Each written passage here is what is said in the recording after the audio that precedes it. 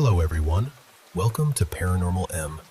Before we begin, turn on notifications so you don't miss any future videos, and please leave a like if you enjoy tonight's stories. The first experience comes from a man who went into his girlfriend's grandparents' house while they were away. He didn't know the house very well, so he already felt a little uneasy. While waiting for his girlfriend to get ready, he looked toward the stairs and saw what appeared to be a man made of blue mist. Things became even stranger when the back door opened on its own. Anyway, relax and sleep well tonight.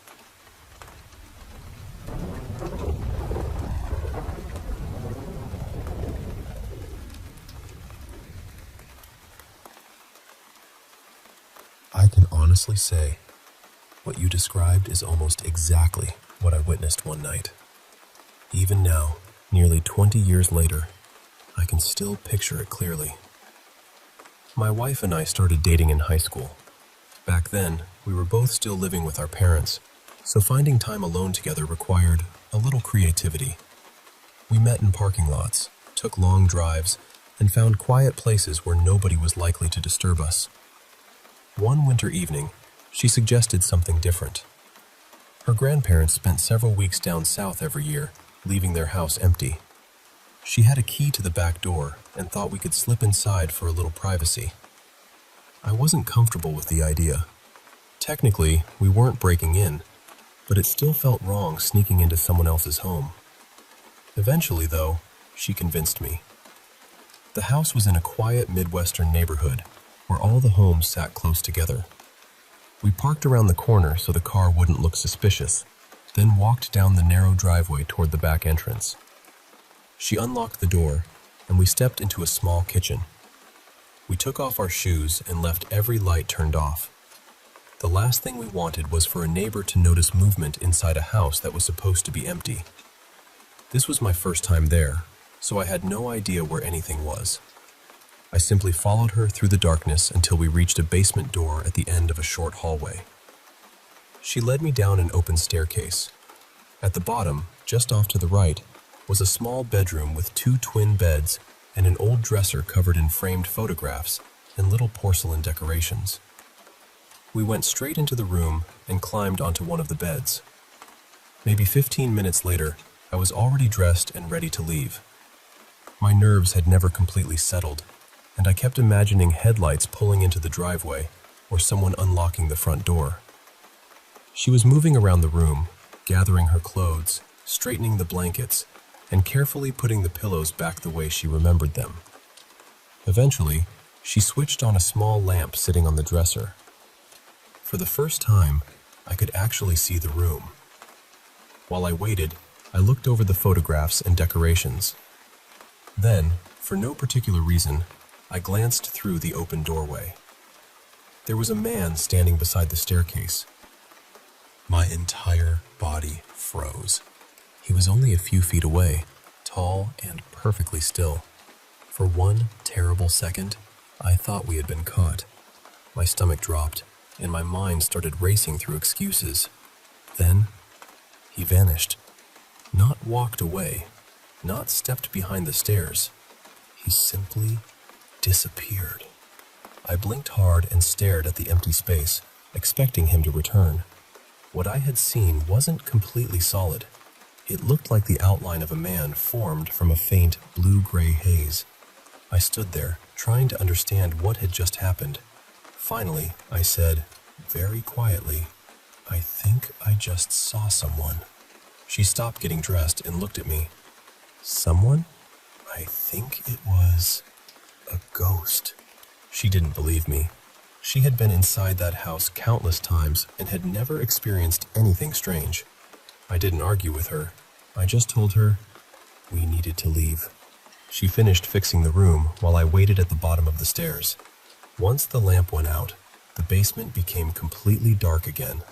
Every second felt longer than the last. Eventually, we climbed the stairs, crossed the kitchen, and put our shoes back on. We stood side by side at the rear entrance. The moment I reached for the doorknob, the wooden door swung open. Neither of us had touched it. At first, I thought someone was entering the house. but the glass storm door behind it was still closed and latched.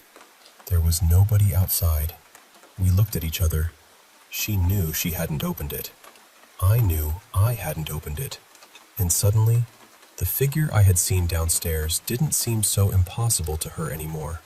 We ran. She pulled the back door shut, and we sprinted down the driveway to my car. I drove away without looking back. Neither of us spoke until we reached the parking lot where she had left her car earlier that evening. I put the car in park and asked her, "Did you touch that door?" She shook her head. No. Then I asked the only other question I had. What was that? She had no answer. It has been almost 20 years since that night. We've only talked about it a few times, and it took me a long while before I was willing to enter that house again. We had gone there searching for a little privacy. Instead, something in that house seemed determined to let us know we were not alone.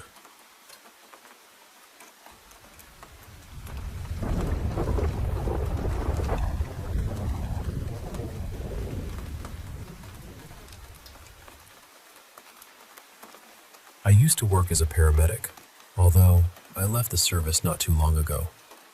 This happened during my first year after qualifying. My crewmate and I were called to a young man in his early 20s who had gone into severe anaphylactic shock. One of his friends had already used an adrenaline injector, but it hadn't been enough. By the time we arrived, his breathing was dangerously slow and shallow. We inserted an airway device, lifted him from the roadside onto the stretcher, and rushed him into the ambulance. Less than 2 minutes into the journey, his heart stopped. I stayed at his head, managing his airway, while my crewmate worked on getting intravenous access. A second ambulance crew had joined us, so one paramedic began chest compressions, while the other tracked the timings and passed equipment. We worked on him for what felt like an eternity, although it was probably closer to 10 minutes. Then we checked the monitor and saw a rhythm. His heart had started beating again. He still wasn't breathing properly, so I kept ventilating him with the bag. For a few minutes, everything was focused and controlled. We were still fighting, but there was a small sense that perhaps we had pulled him back. Then his eyes suddenly opened. He stared directly at me. It wasn't the confused look you sometimes see when someone regains consciousness. His gaze was fixed and intense, as though he was looking through me or beyond me. One of his arms shot upward, reaching towards something that none of us could see. Then he began trying to scream around the airway device. We removed it as quickly as we safely could. The sound he made afterward has never left me. It wasn't simply a cry of pain. It was raw, overwhelming terror. He sounded completely petrified, as though he had awakened into the middle of something unbearable. For perhaps 20 or 30 seconds, he screamed and reached out, his whole body consumed by fear. Then, just as suddenly, his heart stopped again. We immediately resumed resuscitation, but this time we couldn't bring him back. We continued all the way to the hospital, where his death was confirmed. I know there could have been a medical explanation for what happened. His brain had been deprived of oxygen. His body had gone through an unimaginable trauma. I understand that. But understanding those possibilities has never erased the memory. He was around my age, and he was the first patient whose death felt deeply personal to me. I had been the last person he looked at. For a long time afterward, I kept seeing his eyes and hearing those screams. As a child, I had always been frightened of death. Becoming a paramedic had helped me make peace with it. I had started to believe that death could be quiet, gentle, even calm. That night shattered that belief. Afterward, comforting dying patients became much harder. I would hold their hands and tell them they weren't alone. I would reassure them that everything was going to be all right. But inside, that memory would begin playing again. His eyes opening, his hand reaching upward, that terrible fear in his voice. I began to feel dishonest, almost like a fraud. How could I promise peace when I had witnessed something that looked so frightening? I'm not claiming that he saw another world, or that his reaction proved what happens after death. I honestly don't know what he experienced. But in those final moments, it felt as though he had returned with a message he couldn't put into words. And whatever that message was, it terrified him. Quite frankly, I still struggle to comprehend it. That single call changed the way I think about dying, and it brought back fears I thought I had outgrown. I once believed that death would be peaceful. Now, when I imagine my own final moments, I can't help remembering his face.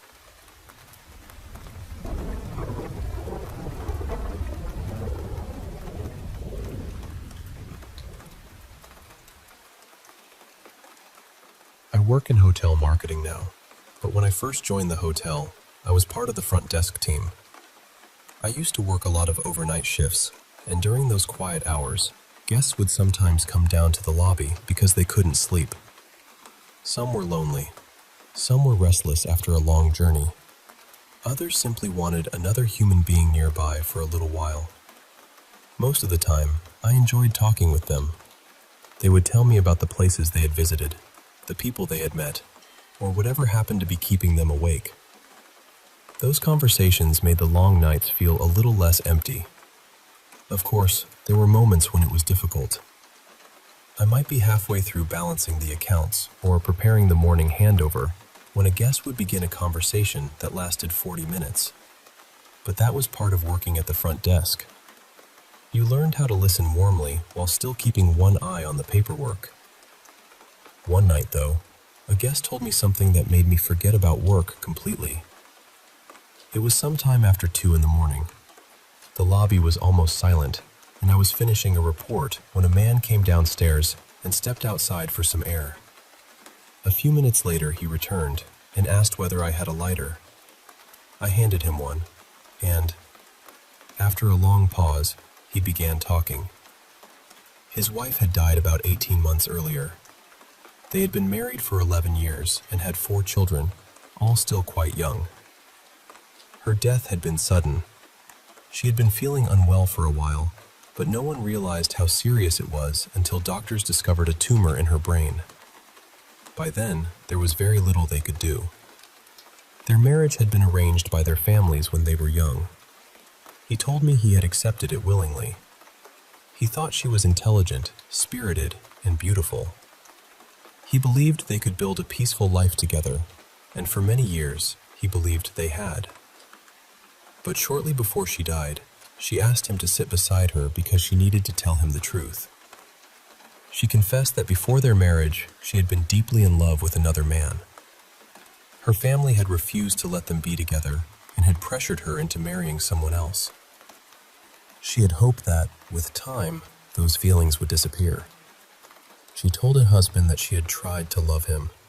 She had tried to become the wife he believed she was.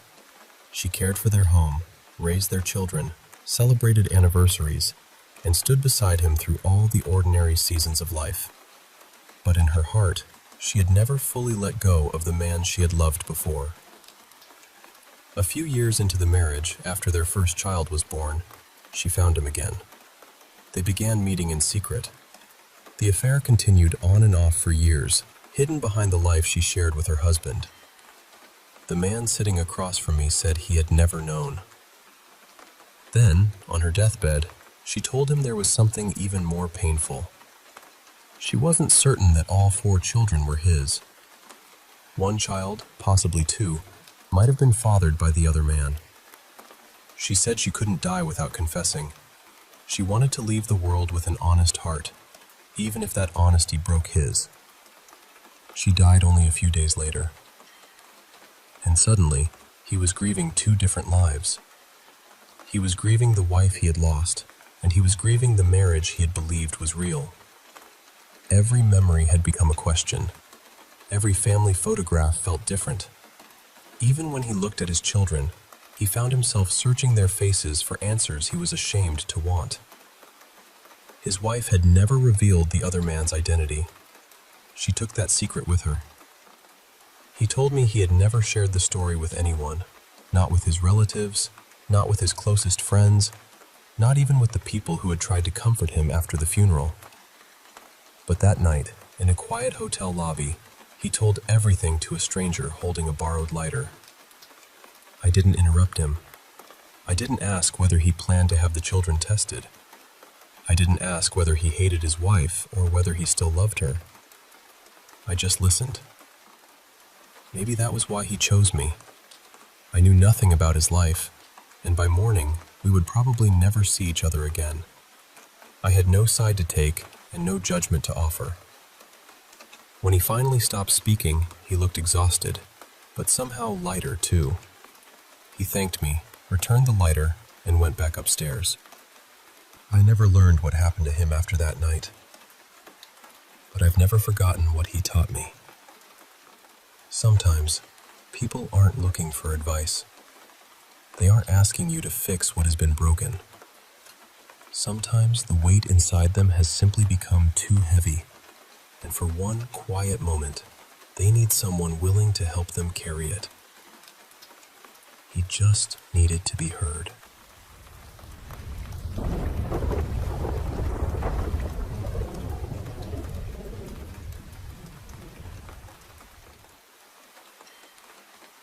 I wrote this down a few days after it happened, so some parts are already starting to blur. But the feeling of it hasn't faded at all. I've always had a strange relationship with nightmares. I grew up loving horror, so most of the time, even when a dream scares me, part of me enjoys it. It feels like being trapped inside a private horror movie. But this one was different. This was the first nightmare I can remember where I didn't wake up when things became unbearable. It felt as though the dream was physically holding me down, forcing me to stay until it was finished with me.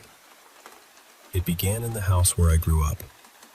I was standing in the basement, in the area where I used to play video games as a kid. The basement was divided into 2 rooms by a narrow doorway with no actual door.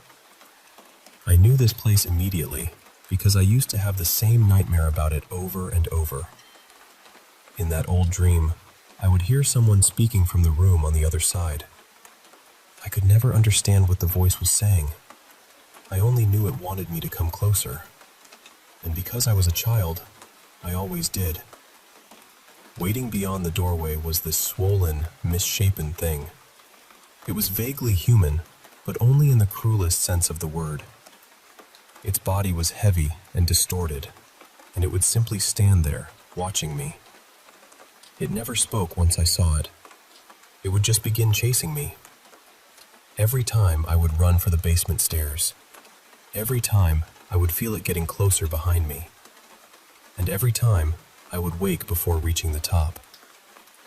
Except this time, I made it. I climbed onto the main floor and felt this enormous rush of relief. For some reason, I became convinced that I was awake.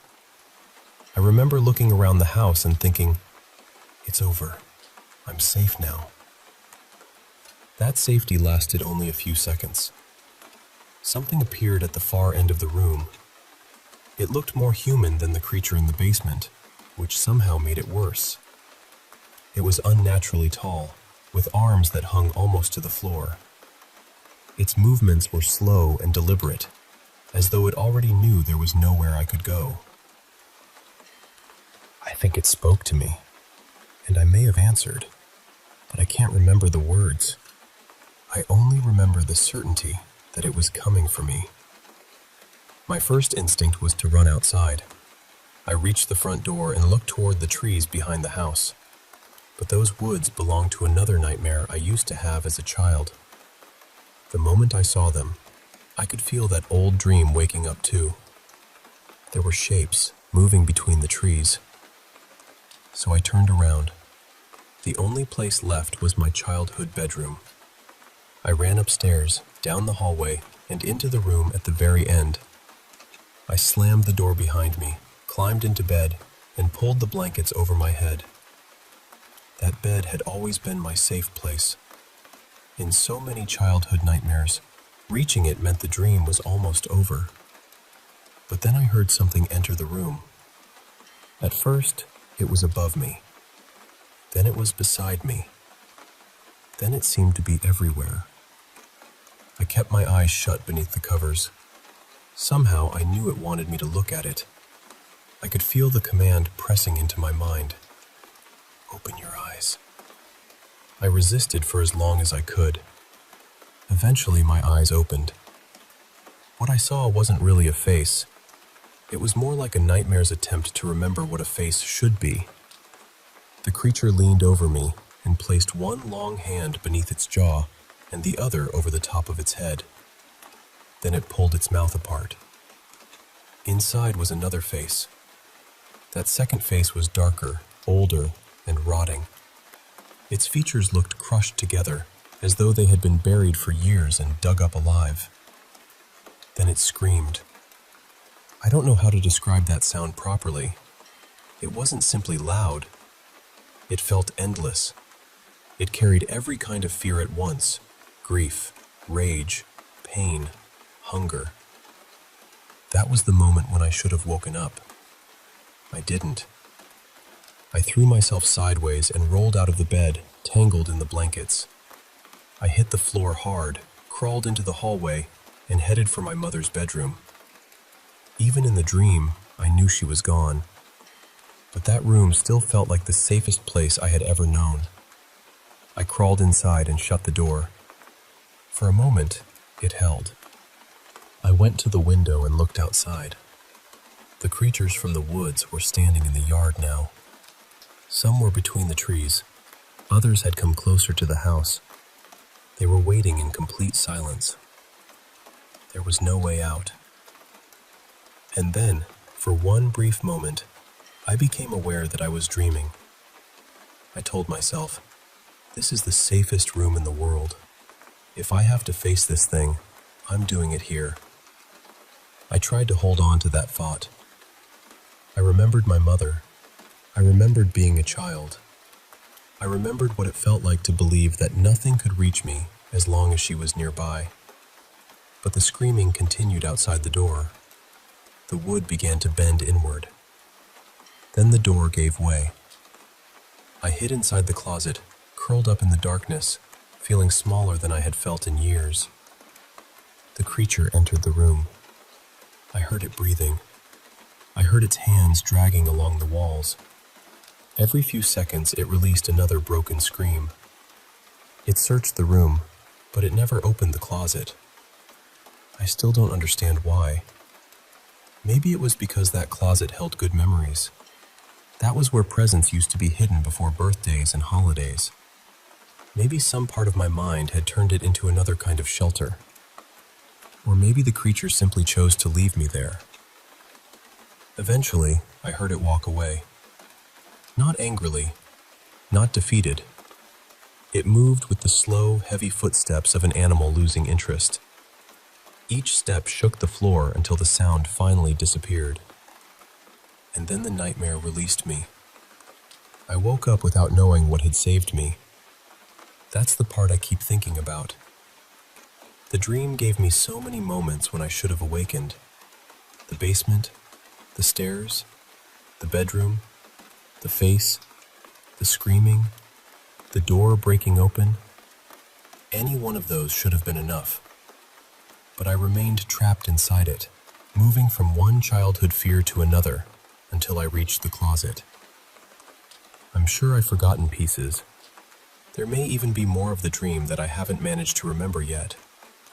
But the thing that stays with me is simple. I should have woken up 10 times over, and I didn't.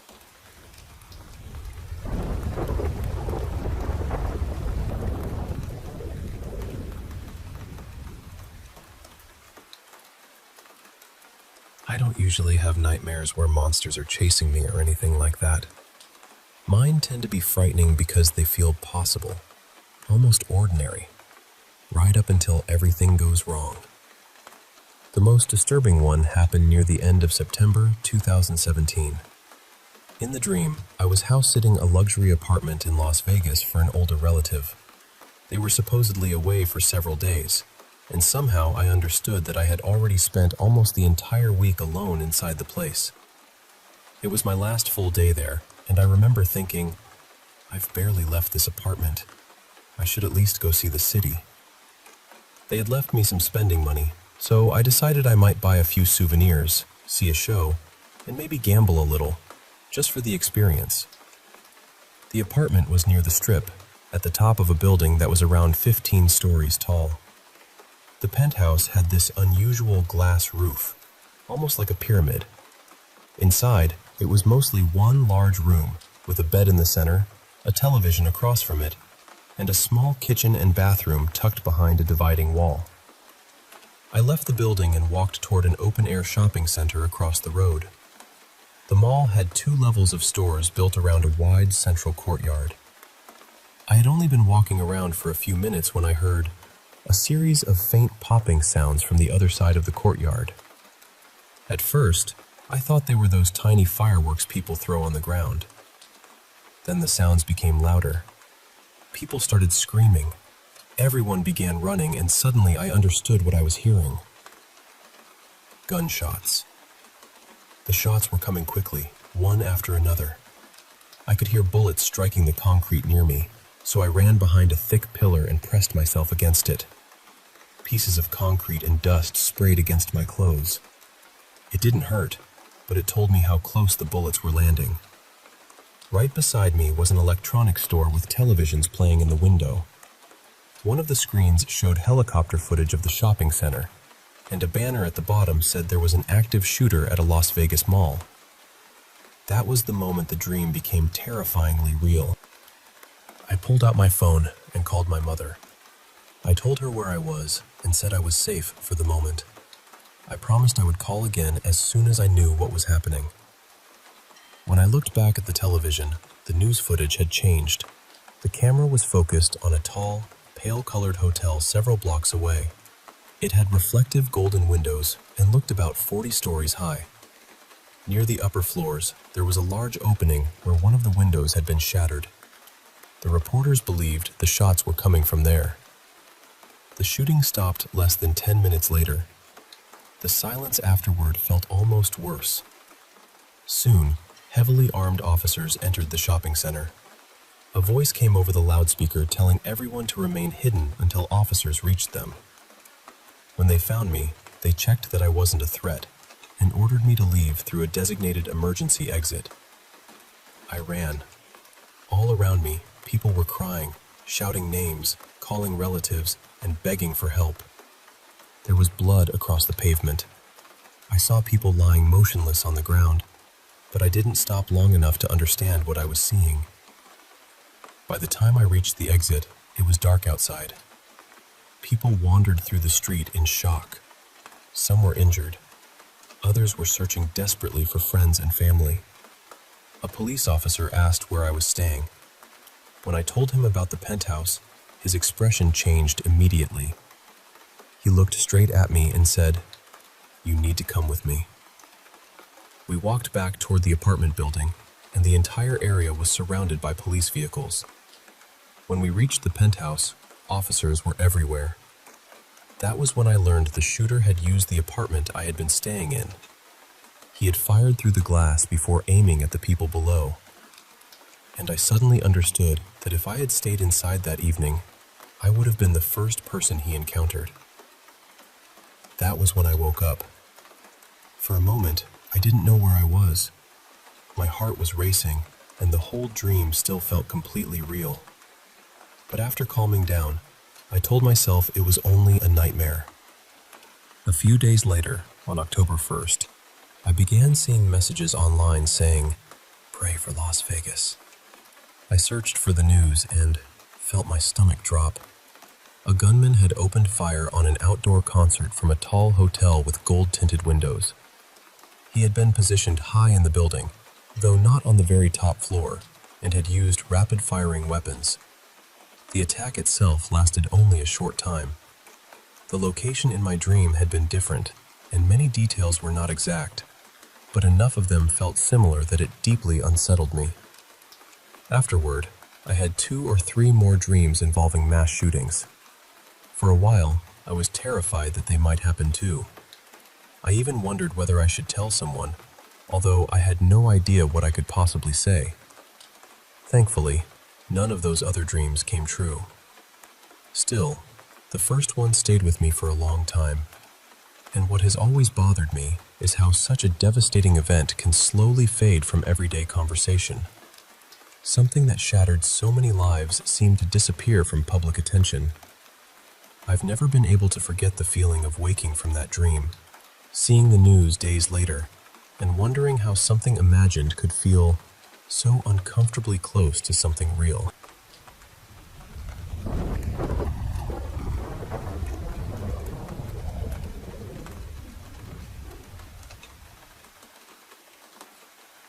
When I was younger, I used to have these strange episodes where I would see things while I was completely awake. Most of the time, it happened in the basement of my childhood home, but my grandmother's house was where I felt truly afraid. There was this shadowy figure there. I can barely picture it clearly now, but I remember the feeling it gave me. Whenever I stayed overnight, I would sleep with my head buried under the covers. I kept doing that well into my teenage years, unless someone else was sleeping in the room with me. I have memories of the figure standing beside the bed, almost leaning over me. Once, I could have sworn something touched my feet through the blanket. Even now, thinking about it makes my stomach tighten. Things also had a habit of disappearing in that house. Sometimes they would turn up in completely ordinary places, but other times, they would somehow end up in the basement. That basement was awful. It was dimly lit, full of deep corners, old shelves, and a narrow crawl space that nobody wanted to go near. There was always some explanation for why it felt unpleasant. Bad lighting, damp air, an old house settling. But none of those explanations captured the feeling of dread you got just walking past the basement door. And it was not only me. My mother avoided it. My grandmother avoided it. My older brothers would find excuses not to go down there. Years later, I finally talked to my cousins about the house, and every one of them remembered seeing dark figures moving through the rooms whenever they stayed there. They especially remembered the guest room across from the basement door. It had 3 narrow beds lined up along the walls, and somehow that room always felt colder than the rest of the house. Hearing that they had seen the same kinds of things made the whole place feel even more disturbing. My mother told me that every house my grandmother lived in seemed to have something strange about it. When my mother was young, she heard scratching inside the walls, footsteps crossing empty rooms, and the handle of her closet rattling in the middle of the night. My uncles later confirmed those stories without being prompted. The house where I grew up was unsettling too, although not in quite the same way. It sat deep in the woods, far enough from the road that nighttime felt completely black. There were 2 places inside that I hated most: my bedroom and the storage room directly beneath it. The storage room was built against the side of the hill, and one wall was basically packed earth hidden behind a thin layer of drywall. The door would tremble whenever someone walked past it, even when there was no breeze. I never went down that hallway alone. My mother's office was at the top of the basement stairs, and she later told me that she sometimes saw our old dog running down those steps long after he had died. She would catch the movement out of the corner of her eye, hear the familiar sound of paws, and turn just in time to see him disappear toward the basement. I only learned that recently. What makes it stranger is that something similar happened to me when I was a kid. We had adopted another dog who looked almost identical to the one we had lost. One afternoon, I was playing with her when I saw her run down the basement stairs. I followed her into the hallway and watched her disappear toward the storage room. The door was slightly open. The lights were off. There was no chance I was going inside, so I stood there and called her name. A moment later, she came bounding down the stairs behind me. She had never gone into the basement at all. We lived in that house for 13 years, so there are plenty of other stories I could tell. There was also a lot of sadness there. Illness, unexpected deaths, and stretches of terrible luck that seemed to arrive one after another. At the same time, it was a beautiful place to grow up. I loved the woods, the quiet, and the sense of freedom I had there. That is what makes my feelings about the house so complicated. Part of me remembers it fondly. Another part of me still believes something was wrong with it. When I was very small, my parents kept a playpen in the basement. These memories could have been dreams, but they have always felt real to me. Whenever my father stepped away for a moment, I remember strange shapes appearing nearby. I cannot clearly describe them. I only remember knowing that they were watching me. Our second dog, Snoopy, seemed uncomfortable in the house too. She was normally gentle and calm, but she rarely went near the basement stairs. Some nights, she would sit at the foot of my bed and growl toward an empty corner of the room. After we moved, she seemed lighter somehow, more relaxed. She still loved exploring the woods, but she stopped staring into empty rooms. I know memories can shift over time, especially childhood memories. Maybe some of these moments have ordinary explanations. Maybe fear filled in the details. But these are the things I remember, and they are also the things my family remembers. Whatever was inside those houses, real or imagined, none of us ever felt completely alone.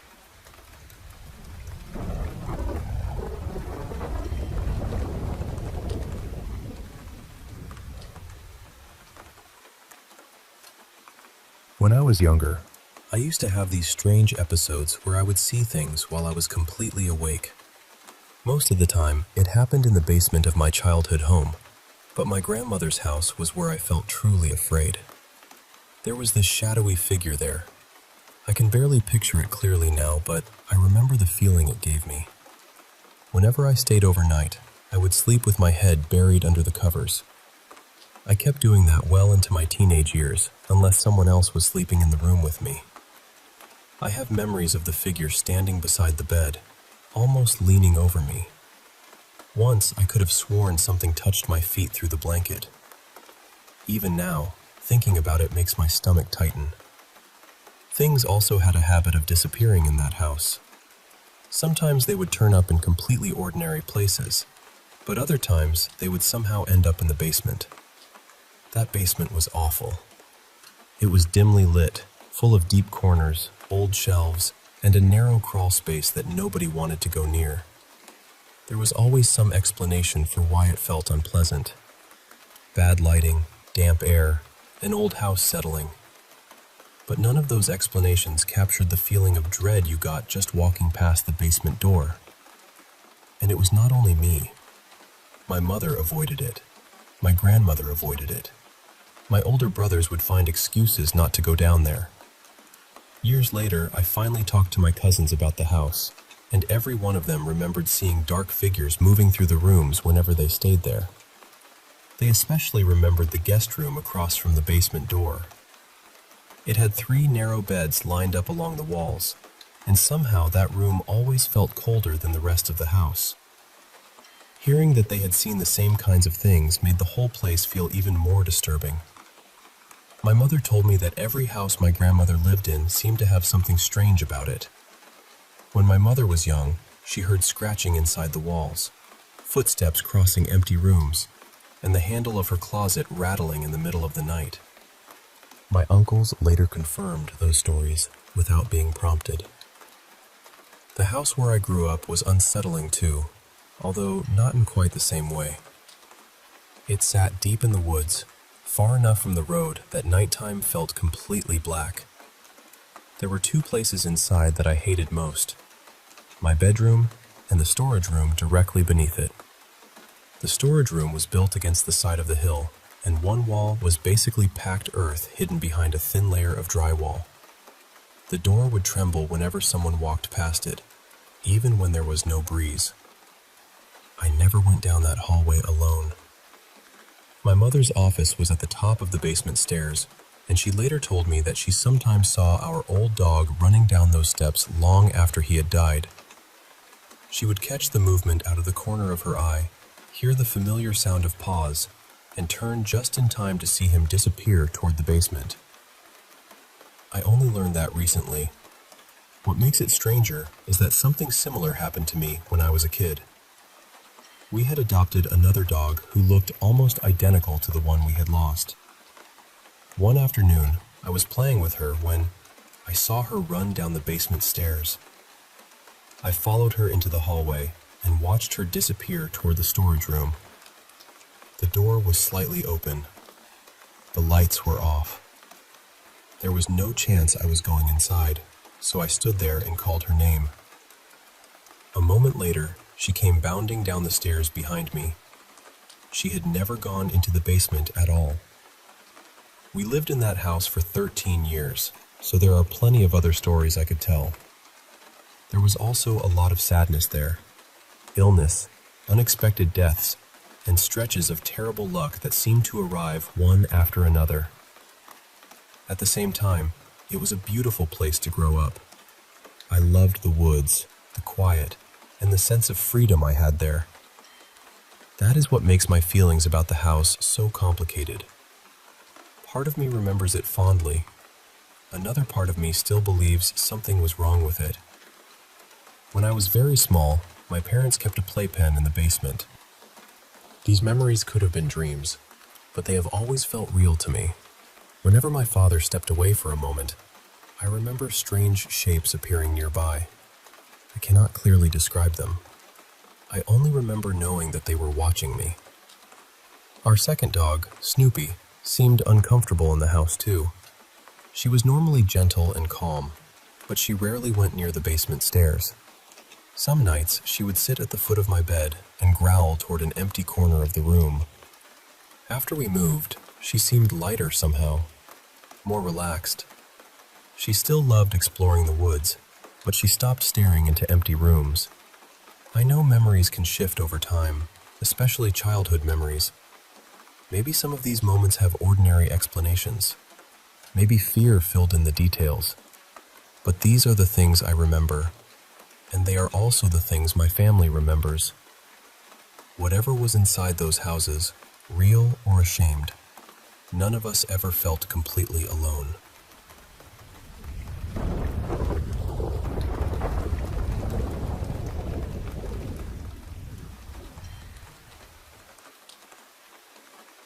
Honestly, it sounds strange when I say it out loud, but this is one of those childhood memories that has never faded. When I was little, my family spent several years living in Cuenca, Ecuador, and later near Medellin, Colombia. My parents were missionaries, and my dad worked as a pastor, so we moved around quite a bit and visited churches in some very remote places. There were 7 of us in a small house, so my brothers and I all shared one bedroom. We had an old wooden bunk bed that creaked whenever anyone moved. My younger brother Benji slept on the top bunk. My older brother Eli and I shared the bottom mattress. We were only about 5 and 7, so we slept at opposite ends, with our feet pointing toward each other. One week, a church from back home sent us a care package filled with things that were difficult to find where we lived. Inside were snacks, books, and 2 little action figures with tiny shields and launchers. Eli immediately chose the green figure because green was his favorite color. I got the orange one. It was not exactly the color I wanted, but I was still thrilled to have it. That night, we brought the figures to bed with us. After the lights were out, Eli whispered, "Let's put them under our pillows, count to 10, pretend to sleep, and see what happens." It made perfect sense to us at the time. That is how childhood logic works.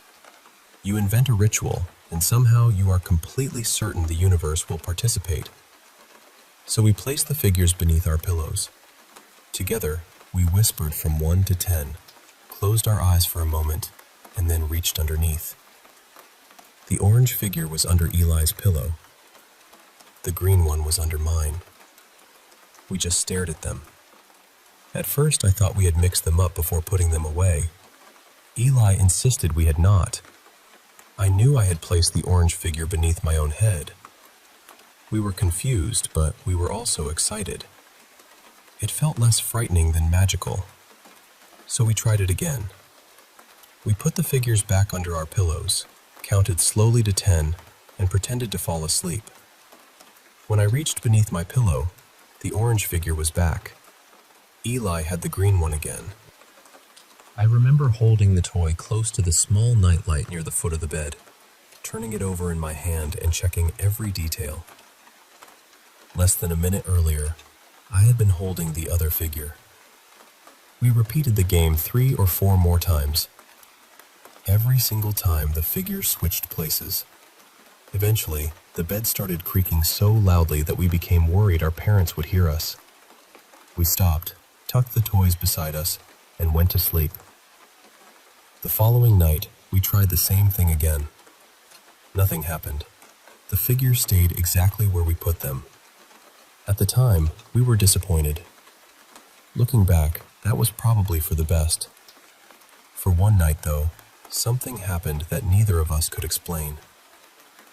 Eli and I did not talk about it for nearly 2 decades. Then, one day, the memory came up unexpectedly. I wondered whether he remembered it differently, or whether I had exaggerated parts of it over the years. But he described the same room, the same toys, the same whispered counting, and the same impossible switching. He still insists he never moved them. And honestly, I do not know how he could have. We were lying at opposite ends of the mattress.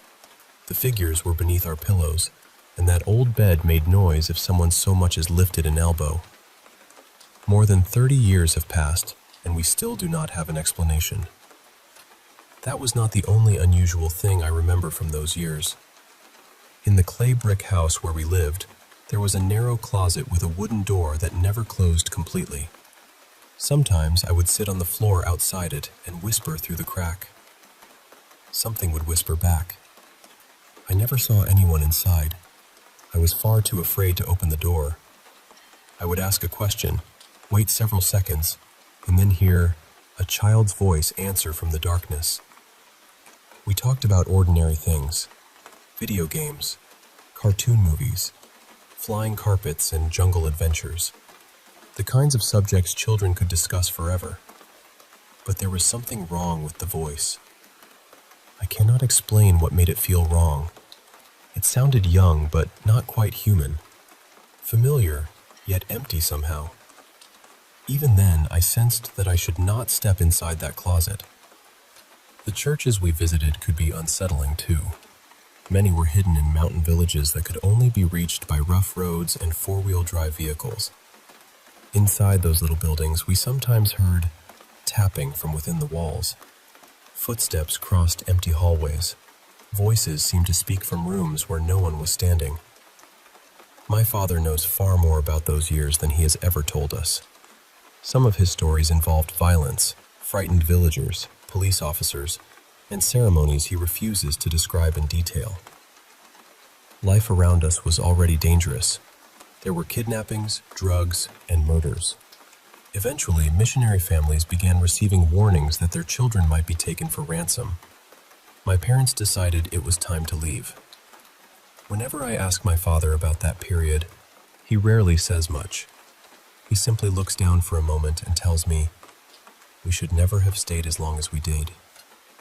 Somewhere in storage, we still have boxes filled with old home videotapes from those years. Part of me would love to watch them again. Another part of me is not sure what might be waiting in the background.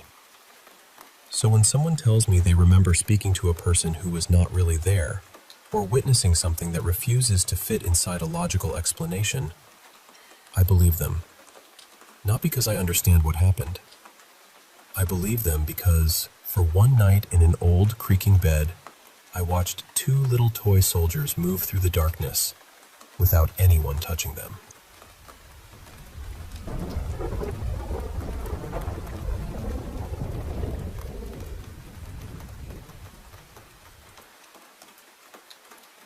I've experienced sleep paralysis for as long as I can remember. I must have been 3 or 4 years old when it first started, and some of those nights are still among my earliest memories. When I was younger, it was usually simple. I'd wake up unable to move and see a shadow standing near the foot of my bed. But as I got older, especially once I reached high school, the episodes changed. They became more vivid, more violent, and much harder to explain. I started seeing hooded figures and these twisted, unnatural-looking beings. Sometimes it felt like I was being pulled from the bed. Other times, I'd wake up with scratches, bruises, or marks that looked like fingerprints. A few times, there were even small bite marks. These weren't things I imagined seeing in the dark. The marks were still there after I was fully awake. This continued until I was close to 30. I rarely told anyone the full story.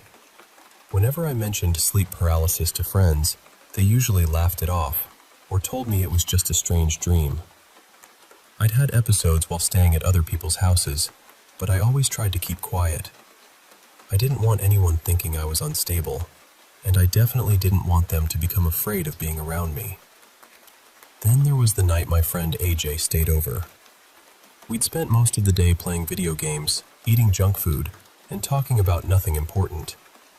Sometime after 2 in the morning, we finally decided to sleep. He took the spare bed across the room. Before I drifted off, I had that familiar feeling in my chest. It's hard to describe, but I always seemed to know when an episode was coming. I remember lying there and thinking, please don't let anything happen tonight, not while he's here.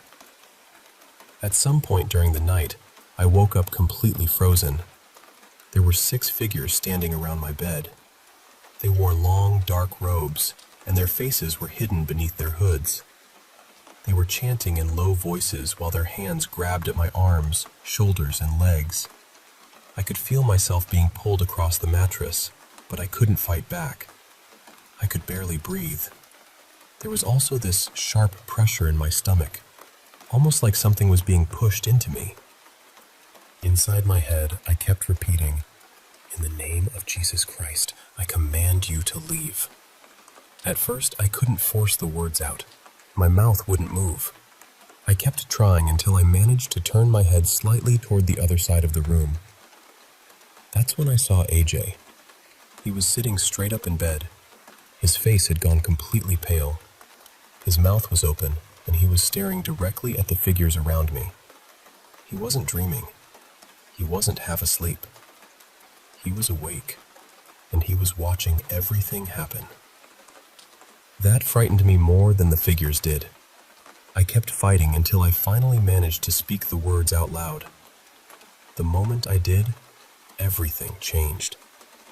The figures were pulled backward toward the closet, almost as though a powerful gust had caught them.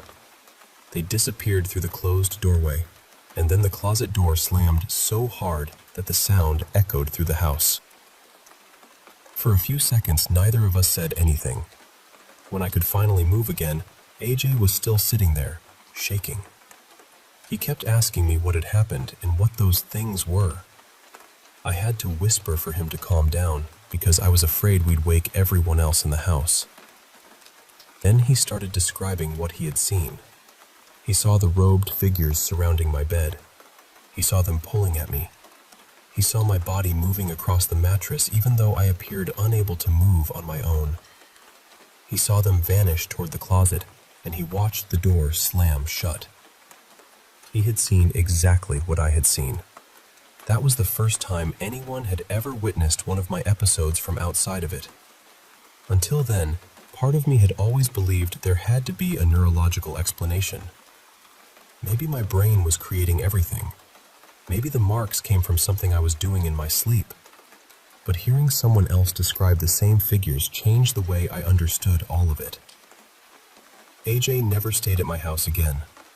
Our friendship lasted a little while after that, but it slowly faded. He stopped calling as often. He always had an excuse when I invited him over, and eventually, we barely spoke at all. Before he left the next morning, he told me he didn't think he could ever sleep in that house again. He said he had never seen anything like what happened in that room. I couldn't blame him, but losing that friendship still hurt. He had been one of my closest friends. Not long afterward, he began struggling with drugs, and his life went in a difficult direction. I don't know whether that night had anything to do with it, and I would never claim that it did, but something in him seemed different afterward. As I got older and started dating more seriously, I became very careful about letting anyone stay overnight. Whenever I felt an episode coming, I would invent an excuse to get them to leave. I'd say a family member needed help, or that I had forgotten an early appointment. I wasn't trying to push them away. I was trying to protect them. I didn't want anyone else to see what AJ had seen. Years later, I lived with my former fiancée for nearly 6 years. She witnessed several things during that time, and some of those experiences were even more intense. That is a much longer story for another day. But when someone tells me they've started seeing the same things their partner sees, even though they've never experienced sleep paralysis themselves, I don't dismiss them. I believe them. Because there is a profound difference between waking from a terrifying experience and wondering whether your own mind created it, and turning your head to discover that someone else in the room is staring at the very same thing.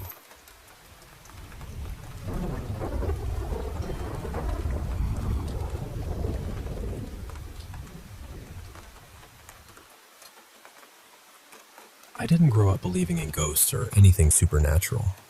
Honestly, I thought most stories like that had a reasonable explanation hiding somewhere. That changed when I moved into my first apartment during college. Almost immediately, the place felt wrong. At night, I would get this strong feeling that someone was standing nearby, watching me.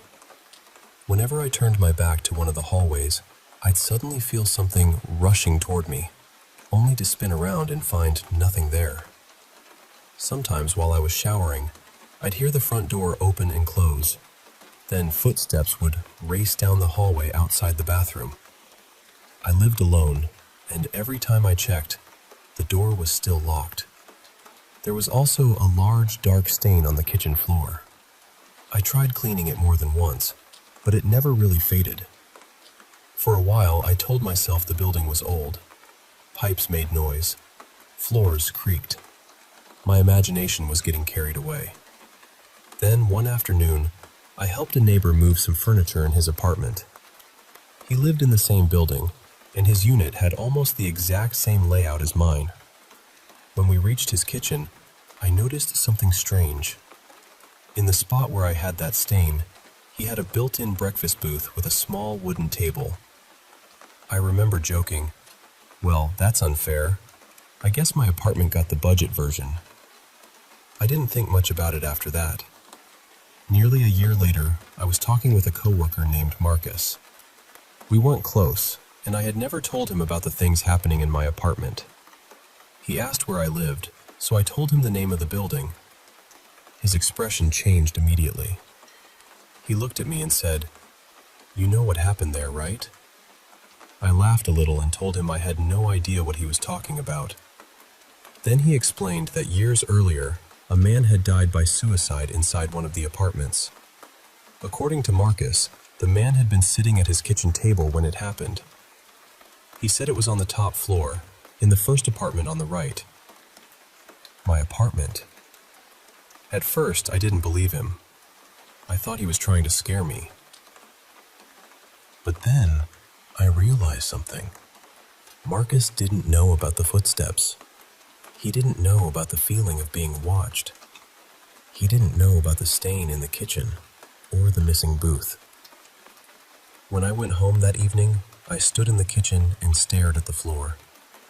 The stain suddenly looked different to me. I thought about the table that should have been there. I thought about every strange sound and every moment when I had felt something moving just beyond my sight. And for the first time, I truly believed that I wasn't alone in that apartment. The thought that frightened me most was that whatever was there might now know that I understood. My apartment had an unusual layout. The living room was completely separate from the rest of the unit, with its own heavy wooden door. The frame was solid, and the lock clicked firmly into place. That door didn't drift open. It had to be pushed. The night after Marcus told me the building's history, I couldn't sleep. I sat in the living room with the door closed and locked. I turned on the television, hoping the noise would calm me down. Eventually, exhaustion took over, and I fell asleep on the couch. Sometime later, a sound woke me. It was the living room door. I heard the handle move. Then came the slow, mechanical click of the lock being released. The door opened just a few inches. Beyond it was the dark hallway. I sat upright, convinced someone had broken into the apartment. My heart was pounding so hard that I could hear it. But no one came through the doorway. There was only silence. I stood and slowly moved toward the door. Every instinct in my body was telling me to stay back, but I needed to know what was there. I reached for the handle. Just as I began pulling the door open, something pale moved across the hallway. It looked like a thin cloud of white mist, passing quickly from one side to the other. I threw the door open. Nothing was there. The hallway was empty. The front door was still closed and locked. Every window was shut. The apartment was completely still. I just stood there, shaking, trying to understand how that heavy door had unlocked and opened by itself. That wasn't the last strange thing that happened in the apartment. There were more sounds, more shadows, and more moments I still can't explain. Maybe there was a logical reason for all of it. But after learning that someone's life had ended inside those walls, I couldn't shake the feeling that something had been left behind. Not a person, exactly. More like an emotion so powerful that it had soaked into the floors, the doors, and the rooms themselves. Whatever remained in that apartment could move things. It knew I was there. And by the end, I think it knew that I was listening.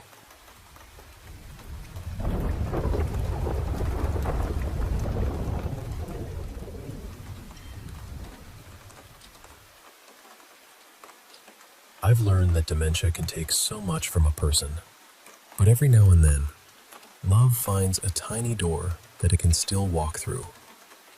My great-grandmother, Nana May, was an extraordinary woman.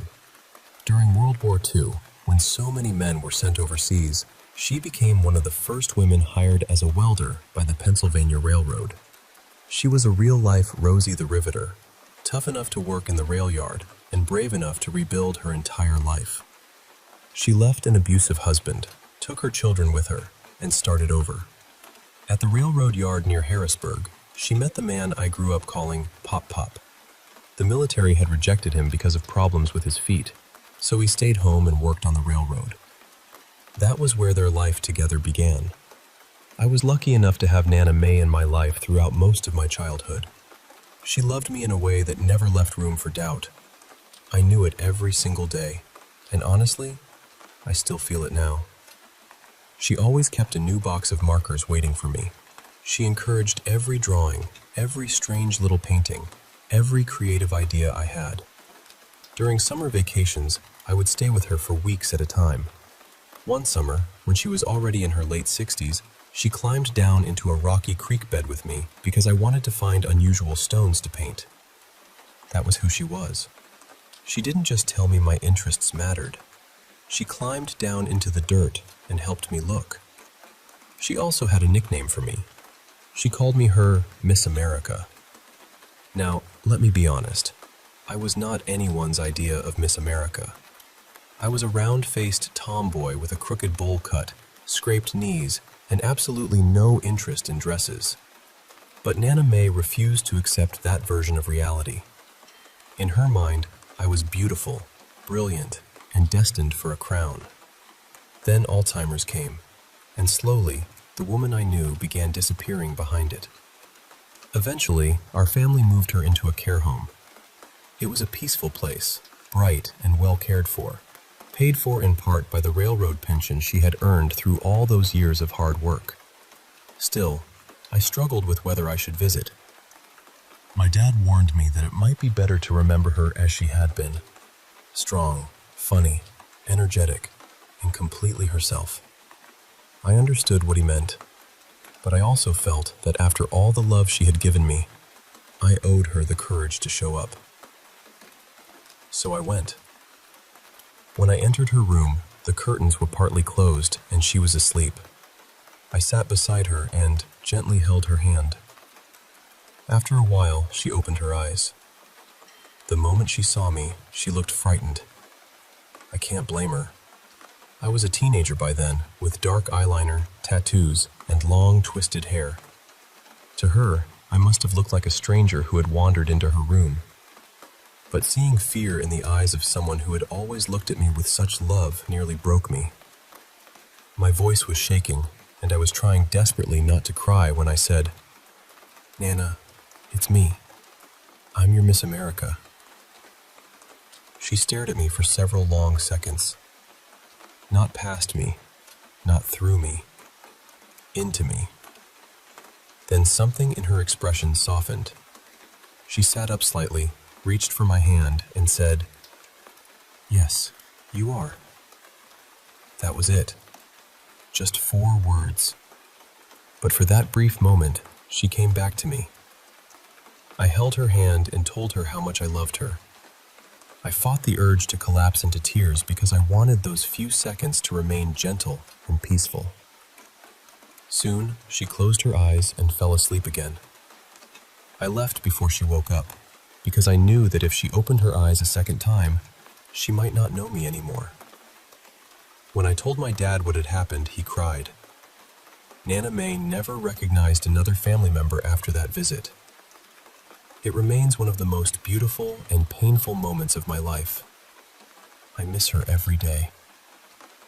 The little cabin she loved, the one she called her mountain house, is still in our family.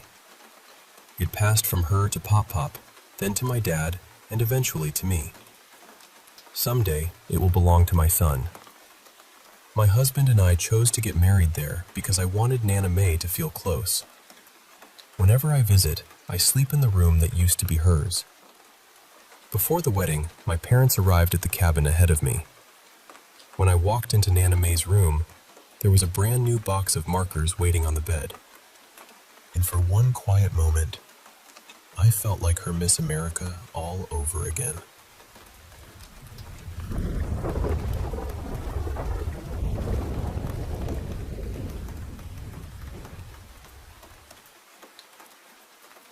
Another story comes to mind. It wasn't exactly a deathbed confession, but it was one of the strangest and most unsettling things I ever experienced. For a while, I worked as a caregiver in a facility that provided hospice and memory care.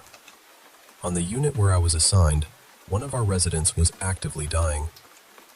That sounds harsh to say, but in that kind of work, it was a familiar part of the job. We never knew exactly when someone would pass. It could happen within minutes, or they might hold on for another day or two. That evening, her hospice nurse was there, along with several members of her family. The room was peaceful, she was comfortable, and the people who loved her were gathered around her. A few doors down lived another resident. I'll call her Dottie. Dottie was the oldest person in the building, somewhere around 103. There had been several occasions when we thought we were going to lose her, but somehow she always recovered. She was incredibly frail, yet stubbornly determined to remain. After dinner, I checked on the woman who was dying. She was still stable. The hospice nurse told me she believed the resident would probably pass sometime the next morning, though she reminded me that nobody could ever truly predict it. Then I went to help Dottie get ready for bed. Everything began normally. I helped her to the bathroom, cleaned her dentures, changed her into her nightgown, and listened as she chatted about little things. She had dementia, but she still enjoyed conversation, even when her thoughts wandered. We were walking from the bathroom toward her bed when she suddenly stopped speaking. Her entire expression changed. She stared directly at the edge of the bed, as though someone were sitting there, waiting for her. Her eyes became bright and excited, and for a moment, she seemed to forget I was even in the room. Then she smiled. "Oh, my dear friend," she said, "you finally came. Should I bring anything for the journey?" She paused. Not an empty pause either. She looked like she was listening carefully to someone answering her. Slowly, The happiness faded from her face. "Oh," she whispered. "I understand." She listened again. "Are you certain? You can't take me with you tonight?" Another silence. Her shoulders sank. "You're not here for me?" She waited, then asked softly, "But you'll come back, won't you? You promise you won't forget?" After another moment, she gave a sad little nod. "Well, I suppose you should go then. Perhaps next time there will be a place for me." Her eyes moved upward, following something I couldn't see. Then they shifted across the room, tracking it as though it had risen from the bed and was walking toward the door. As it seemed to pass beside us, Dottie tilted her head back and said, "I love you too. I'll see you soon." Then, just like that, she blinked and looked at me again. The brightness was gone. She seemed tired and disappointed. I gently asked, "Are you all right? Are you ready to get into bed?" She nodded and said sleep sounded nice. Once I had tucked her in, she looked at me and asked, "Did you see him?" I said, "No. Maybe your visitor didn't want me to." She considered that for a moment, then nodded. "That's probably true. You're much too young for him to show himself to you."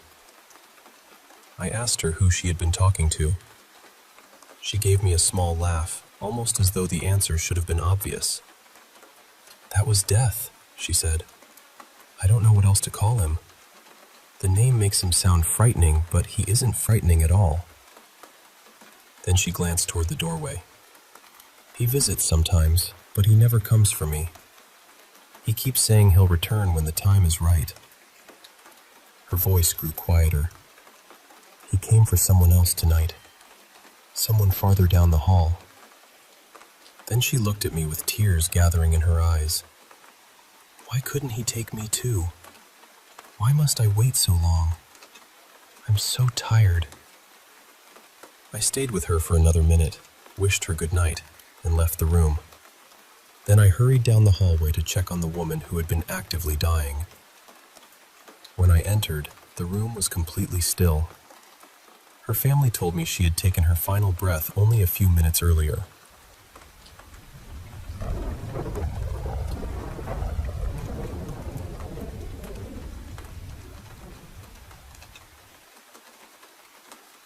I want to share two strange experiences that happened to me personally. I still don't know whether they were paranormal, sleep-related, or something else entirely. Maybe someone listening has experienced something similar and can help me make sense of them. The first happened a little over 2 years ago. I was 22 and looking after my parents' house while they were away on a 3-week trip. I was the youngest of 3 siblings and the only one who still stayed there regularly, so being alone in the house wasn't unusual for me. I had watched it for days at a time before without any problems. Honestly, I was happy to do it. I was a broke university student. My parents were paying me, and I got the whole house to myself. It seemed like a perfect arrangement. About 6 days into their trip, I woke up early one morning. It must have been around 7:30 because sunlight was already slipping through the edges of my sleep mask. I wasn't fully asleep anymore, but I wasn't ready to get up either. I remember lying on my side, facing the open edge of the bed, trying to drift off again. Then I heard a man's voice. It was incredibly close to me, almost as though someone had crouched beside the bed and leaned toward my face. He whispered a name. Not mine exactly, but close enough that, in that moment, I believed he was speaking directly to me. The whisper began quietly and became sharper and more urgent toward the end. Then it stopped. It only happened once. I froze. My first thought was that someone had broken into the house and found me sleeping. The voice hadn't sounded distant or dreamlike. It sounded real. It felt as though whoever had spoken was only inches away. I stayed completely still beneath the covers, listening for footsteps, breathing, a door closing, anything at all. But the house was silent. It took me several minutes to gather enough courage to pull off my sleep mask. There was no one beside the bed. No one in the room. I checked the hallway, the doors, and every room in the house, but nothing had been disturbed. I've tried to convince myself that it was just one of those sounds your brain creates when you're between sleeping and waking. But what still bothers me is the feeling that came with it. The room suddenly felt heavy and deeply wrong, as though something unfriendly had been standing beside me. The second experience happened roughly a year later, during my final year at university. I was living in an apartment-style dorm with a roommate. By then, I had been there for a couple of months and knew all the normal sounds of the building. The elevator humming outside our unit, pipes shifting in the walls, doors closing down the hall, and the air conditioning system switching on and off. My bedroom was also naturally noisy.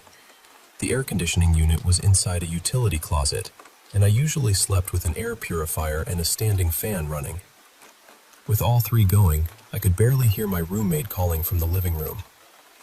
That detail matters because of what happened one night. It was sometime after 3 in the morning when I woke up beneath my sleep mask.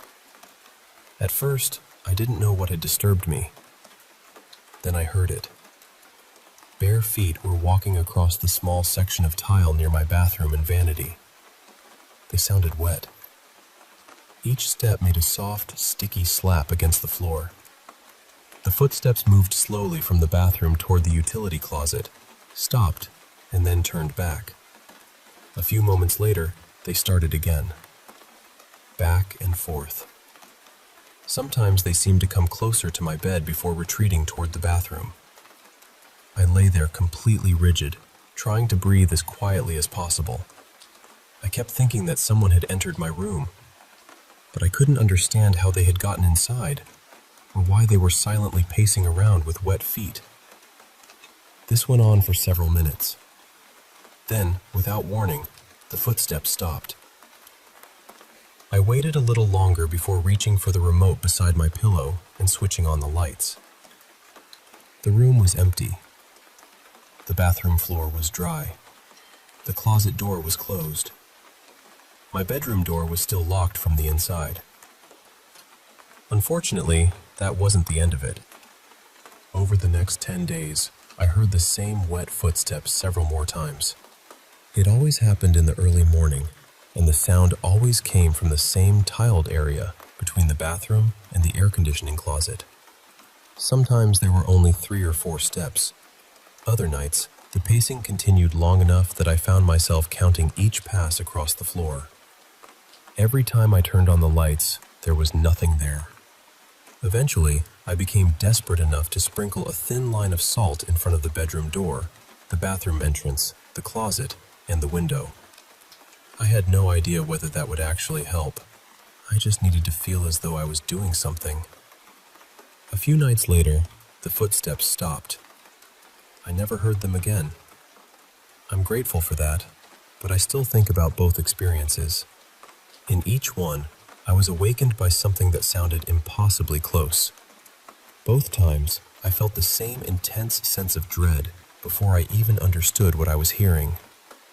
Maybe there's a reasonable explanation. Maybe they were vivid auditory hallucinations caused by waking suddenly. But part of me still wonders whether the whisper in my parents' house and the footsteps in my dorm were somehow connected. Whatever they were, I hope I never hear either of them again.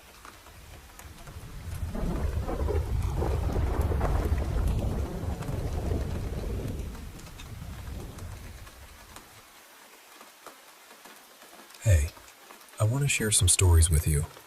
Stories that have haunted me in one way or another. They're not just spooky tales, but experiences that have shaped how I see the world and what lingers just beyond our sight. So, grab a cup of tea, maybe a blanket, and let me take you through these moments. First, let me tell you about the house I grew up in. I'm from a place where history clings to every stone and corner. Our family home isn't just any house. It's a place with over 2 centuries of layered stories. The property was once a complex of several buildings, but the part we lived in was modest, just 2 tiny rooms, barely enough space for a tall person like me to lie down comfortably. There was a small, rickety shack for a toilet beside the rooms, and a well right there in the yard. Now, here's the eerie part. The house was right next to an old graveyard. One of the original rooms had a window that faced the graveyard, and if you opened it, the graves were just 2 feet away. Imagine that. The resting places of the long gone just inches from where we lived. No one really knows how old the buildings originally are or what they were first used for, but after some digging through local history and land records, I found out the land was once part of a royal estate. Since then, it changed hands a couple of times before my grandparents bought it, not quite 100 years ago. There's some conflicting info. Some say it was a taxation office back in the 1700s, then a trader owned it, though I couldn't find much about him. My grandpa was involved in the independence movement of our country, and the place became a hub for secret resistance meetings held in the various buildings. Because of that, my grandparents lived in those small rooms on the side of the complex. There are old legends that a lot of people were killed on the property during the royal times. Tax evaders, they say. My grandma told me these stories, but I don't know how much is true. Around the 60s, the graveyard was moved for reasons unknown, and the area around our home was redeveloped. Grandpa expanded the house, incorporating the old structures, more rooms, better toilets. He also bought adjacent plots and built a wall around the property. One chilling event. One day, they found a dead body floating in the well.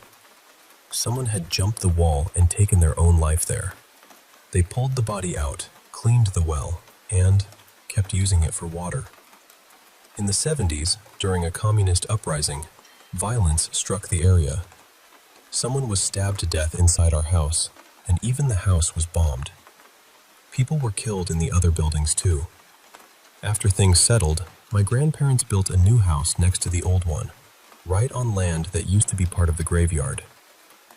That's the backdrop. Now for my own story. Since I was a toddler, I saw a lady around the house. I'd talk to her, but when anyone asked who, I'd point and say, "There she is." But no one else could see her. My grandma saw a lady in one of the other buildings, and my parents and even guests have reported seeing people around the house. But I'll tell you what happened to me. When I was about 5 or 6, one night the power went out. When it came back on, I saw a shadowy figure, humanoid but with a fox-like tail, climbing the stairs. I remember that image so clearly even now. After that, I got a fever and was sick for days. That was probably the start of my horror. At 12 or 13, a friend came over and saw something that scared her so badly, she never talked to me again. The feeling in the house was always weird, like someone was watching us, footsteps on the stairs. But nothing else happened to me for a while. But then, when I was about 15 or 16, I began having vivid dreams about a girl wearing glasses. We'd talk on the roof of our house, and she'd tell me about herself. These dreams repeated every night. At the same time, my school crush used to visit me. One night after she left, she woke up hearing a voice calling her name from a tree near her house. When she looked out, she saw someone hanging from that tree. She was terrified, and soon after, she moved away. Then, one evening around that time, I saw the girl from my dreams standing outside my room. She called my name, then turned and vanished. I was alone in the house with my mom, and the front door was locked. No one else had seen her leave, and my mom saw and heard her too, but couldn't find where she went. After that, my dreams of her stopped, but new problems started. I saw that fox-tailed shadow again, and soon after, someone in the house died. The atmosphere became heavy and uneasy. For weeks, no one felt safe, but eventually, things calmed down. Since then, I've had strange dreams and nightmares almost every night, mostly about ghosts. Even now, people still see things around the house. Now, here's another story from my college days. I moved away from home to study in India and rented a house with 7 friends. It had 2 floors. The ground floor was locked and off limits, and upstairs had 2 bedrooms and a windowless storage room. The house shared walls and terrace with neighbors, so at night, we'd often hear footsteps. We thought it was neighbors, but deep down, we felt something was off. We had stray puppies that came around, and one night, while my friends went out for tea, I stayed back to finish an assignment. After they left, I heard footsteps but ignored them. One of the pups came upstairs, but instead of coming in, he sat outside my door, howling. I got goosebumps and my heart raced. I called him, but he wouldn't come in. That howl sent me into survival mode. I bolted out of the house and didn't look back until I found my friends. They laughed it off, but I knew something was wrong. Another friend experienced sleep paralysis. He said an old, scary lady sat on his chest, and he couldn't move or speak. Another friend saw him struggling and woke him up. We didn't know about sleep paralysis then. It was terrifying. Last night, my friend and I wanted to get scared, so we went to the woods with flashlights and a knife. We turned off the flashlights to feel the full chill. We stood there, the silence broken only by our breaths, and felt like we were being watched. The feeling was overwhelming, so we left. Later, we hung out near our houses on a dark street bordering the woods. That same eerie feeling came back. We looked into the woods and noticed one patch was pitch black, while the rest was faintly visible. Suddenly, we heard footsteps, crunching leaves, twigs snapping. The silence felt deafening, and dread wrapped around us like a shroud. Without a word, we sprinted away, but I glanced back and saw a girl in a white gown where the darkness was darkest. She had no body, just a gray aura outlining her shape. We ran to my house, unable to express the terror we felt. I'm staying far from those woods for a while. Let me take you back to the spring of 1977. When I was 5, my mom's friend Vicky invited us to spend the weekend at her house. Vicky's house was relatively new, not the typical haunted-looking place. But Vicky herself wasn't very nice to us kids, always on edge like we'd break something. In her basement, there was a hanging wicker chair, one of those half-basket styles popular back then. I was sitting carefully in it, not wanting to give Vicky a reason to scold me. Suddenly, the chain holding the chair broke and it fell forward, trapping me inside like a cage. At the exact moment I hit the floor, the stereo blared on at full volume. I screamed for my mom. She and Vicky rushed down, freed me, and Vicky shut off the stereo. Then Vicky started yelling at me for breaking the chair and messing with the stereo, but my mom told her to stop. We left soon after I calmed down. To this day, I remember that terror, the chair falling and the stereo blasting. Years later, when I told my mom, she recalled the incident and believed I couldn't have caused it all in the split second between the stereo turning on and me screaming. She thought Vicky was just mean, and after that, we never went back. Something in that house didn't like me, and it wasn't just Vicky. Finally, I want to tell you about a bed in my family home where strange things happen. Since childhood, I shared a room with my sisters. We had 2 beds, a queen size and a regular double bed. Before I had my own room, I shared the double bed with my oldest sister. As a kid, I saw dark figures and heard whispering under the bed, but I was scared and imaginative, so I wasn't sure if it was real. Fast forward to now, my middle sister uses the room alone and sleeps on the queen bed. I recently stayed in that room while she was away and slept on the double bed. Even though it's my longtime home, I felt an eerie presence in the room, like I wasn't alone. Several nights I woke up feeling something was beside me, though I tried to convince myself it was just my imagination. I'd turn on the light multiple times to check, shut the balcony doors and windows to calm down. The dreams I had on that bed were horrible. Visions of being pulled into the wall and trapped alive. Deaths of people I knew, and even my own death. I'm used to dreaming a lot, so I brushed it off. Then my sister came back and told me she'd experienced something strange too.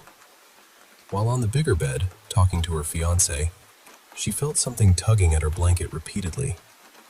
She told him she thought something was in the room. After praying, she went back to her regular bed, and nothing happened. She's been having terrible dreams on that bed as well. One night, my mom saw her sleeping in a twisted, uncomfortable position. When she woke up, her wrist was burning with pain so severe she had to bandage it, like a sprain. It was as if something had hurt her while she slept. I don't know what's with that bed, but I'm torn. Should I confront whatever is there, shout it out, or try other ways? I'm not scared exactly, but I don't want to invite any violent encounters. These stories, these moments, they're threads in a tapestry of shadows and whispers, places where the past bleeds into the present. Sometimes I wonder if it's a curse or just history refusing to fade.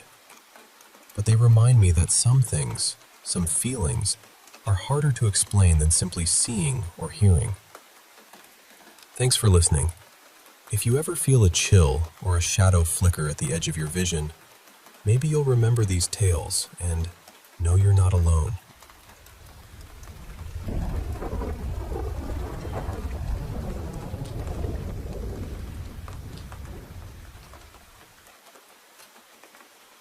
You know, this story has stayed with me for nearly a decade now, and honestly, I still can't wrap my head around what happened that night without leaning towards something, well, paranormal. It was a summer evening, about 8 years ago, and the clock was creeping toward 3 a.m. I was driving home after hanging out with some friends, and I was giving a lift to one of them. Let's call him Mark. We were both pretty hungry, so Mark invited me inside his house to grab a bite. We warmed up some pizza in the oven, ate, and spent a while just chatting about life and random things. The house was quiet except for our voices and the faint hum of the fridge. After some time, around 4 a.m., I got ready to leave. Mark and I stood near the entrance in this small, cozy hallway that smelled faintly of old wood and something like lavender air freshener.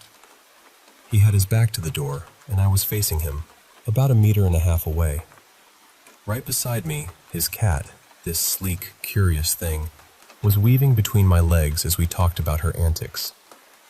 Mark was sharing stories about her odd behaviors, how she'd sometimes just stare at nothing, and we were both laughing when, suddenly, our conversation was cut off by something unexpected.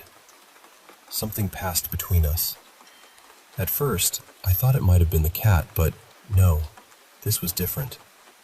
There was this faint, dull noise, like something brushing softly against the wall, or a piece of wood sliding. We both froze instantly, that sudden sharp sense of awareness taking over. The kind of moment when the air feels thicker and your heartbeat sounds unusually loud in your ears. We stood there, perfectly still, as silence stretched out between us. Finally, I broke it, trying to keep my voice steady and neutral. "Mark, tell me what you just saw." He looked at me, eyes wide, and said he saw a figure, a person, passing between us. What he described matched exactly what I had seen, and that was when I knew it wasn't just my imagination. This figure was dark, like a shadow, but you could see right through it. It was tall, taller than both of us, because when it moved past, its upper body was definitely higher than Mark's head. I remember clearly the shape, the profile of a person, maybe a woman. I could make out the forehead, nose, lips, chin, neck, and even the chest. But below that, the body just faded away, as if it didn't have legs or feet. It was just an upper torso, floating smoothly from my right side to my left, moving a bit faster than a normal walking pace, but the head stayed perfectly still, no bobbing as you'd expect from someone walking.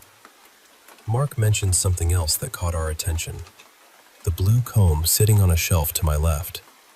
He said it had moved slightly, which must have caused that dull noise we heard when the shadow passed between us. The next morning, Mark's brother, who had woken up earlier, told him he'd seen a ghost in the kitchen. Now, I don't know how much to trust that, since we didn't get many details, but it added a strange layer to the whole experience.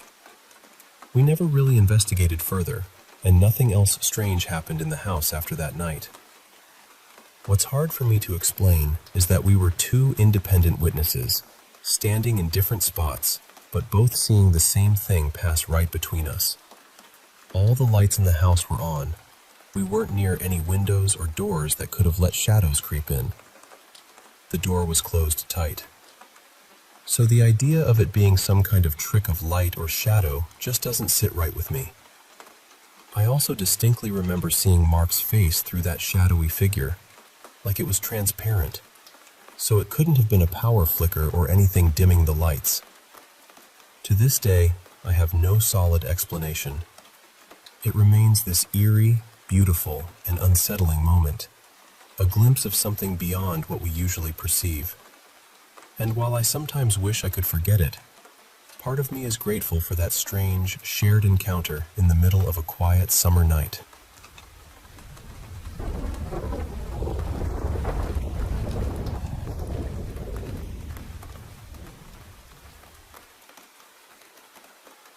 Hey, I want to share a story with you, one that stayed with me since I was a kid.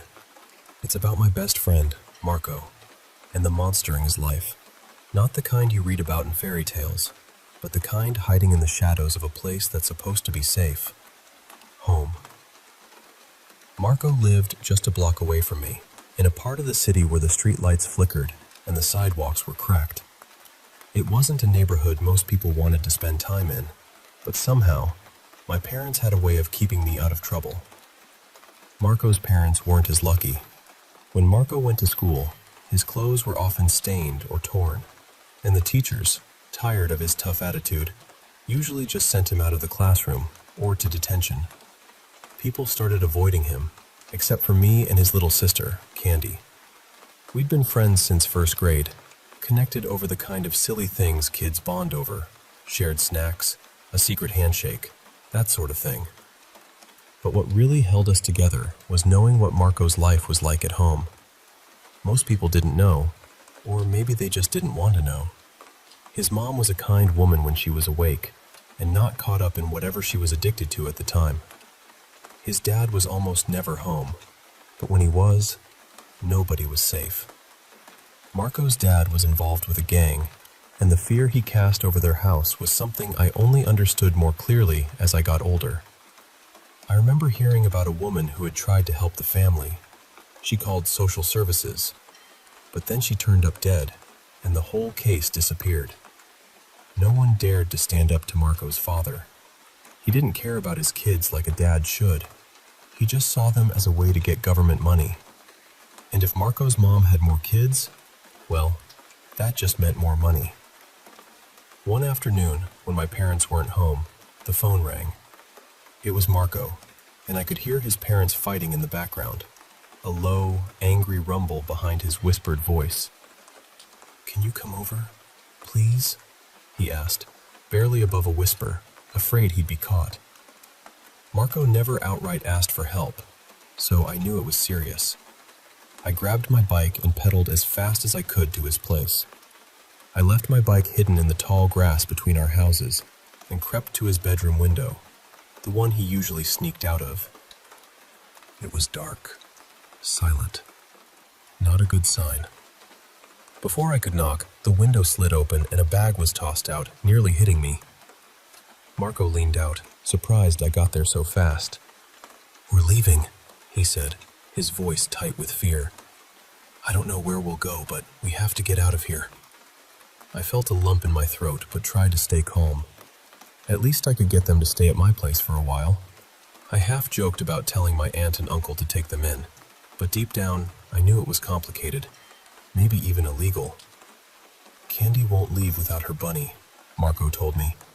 "If she has a meltdown, it'll be all over, but she's always been good with you." That explained why he called me. I climbed in through the window, and we listened carefully for sounds from downstairs, knowing that if his dad caught us, things would go very badly. Candy, only 5, had tear-streaked cheeks. She clung to my arm, her little hand trembling. "Where's her bunny?" I whispered. Candy's eyes filled with fresh tears. "Mommy has Bun-Bun," she said softly, almost too scared to say it. My heart sank. Their mom was usually passed out on the couch when his dad was home. From what I'd heard over the phone, they were both inside. If the dad was still there, we couldn't risk Candy screaming for her bunny. We had to be quiet. "Maybe we can check," I suggested, swallowing my fear. Marco hesitated but nodded. We crept down the filthy hallway, Candy between us, holding both our hands. The stench in the kitchen made me gag, a mix of spoiled food and smoke. I knew Marco tried to keep things clean, but it was way too much for a kid his age. Suddenly, voices stopped us cold. Marco's eyes met mine, and in that silent moment, we decided to press on, just to peek inside the living room. There she was, Marco's mom, slumped on the couch, needles and drug paraphernalia scattered on the coffee table. It was the first time I'd actually seen it up close, and it broke something inside me. Beside her stood Marco's dad, red-faced and furious, arguing with a man I didn't recognize. Candy's pink bunny lay on the floor, just out of reach. The other man's voice was sharp and angry. "So you don't have my product or the money to replace it?" he growled. Marco's dad shouted back, blaming his wife for taking everything. The other man scowled, kicking an empty can. "Take her," Marco's dad said suddenly. "She can work it off. She's done it before. Might teach her a lesson." My skin crawled. I didn't understand all the details then, but I knew it was horrible. Candy let out a small cry, and we quickly hushed her, clutching her tightly. The man wasn't convinced. He threatened Marco's dad, demanding the rest of what was owed. Suddenly, Marco's dad froze, his face draining of color. Behind the man, a new figure appeared, tall, slender, and utterly terrifying, but strangely elegant. This creature had a human-like form, but with black hooves, a long snout filled with sharp teeth, and eyes hidden beneath flowing dark hair. He wore a white dress shirt, partly unbuttoned, and a long tail flicked behind him lazily. The man seemed angry the woman had died so quickly. Marco and Candy had just lost their mother, though Candy was too young to fully understand it. I held her close, tears welling up in my eyes. The man ordered the creature to take care of Marco's dad and search the house. Marco's dad tried to plead for his kids, but the creature moved with lightning speed. One moment, Marco's dad was standing there. The next, he was dragged out of sight behind the couch, a horrible scream trailing after him. Candy broke down, crying loudly, drawing the attention of the man, who crushed his cigarette on the carpet and lunged after us. We ran, but the creature was faster, blocking our way. It scooped us up effortlessly, carrying us back to the living room.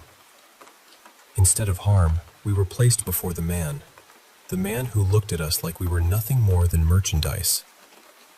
Marco, ever brave, stood between his sister and this nightmare. I was frozen, shaking, unable to do anything but watch. "At least this trip wasn't a waste," the man muttered. "We can sell these 3 and make back what I lost. I should have taken them a year ago with their mother." I couldn't believe this was real. Monsters weren't supposed to be real, but here we were, trapped in a room with one. The dark creature behind us suddenly spoke, his voice calm but edged with amusement.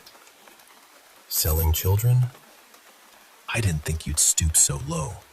The man snapped at him, anger creeping in.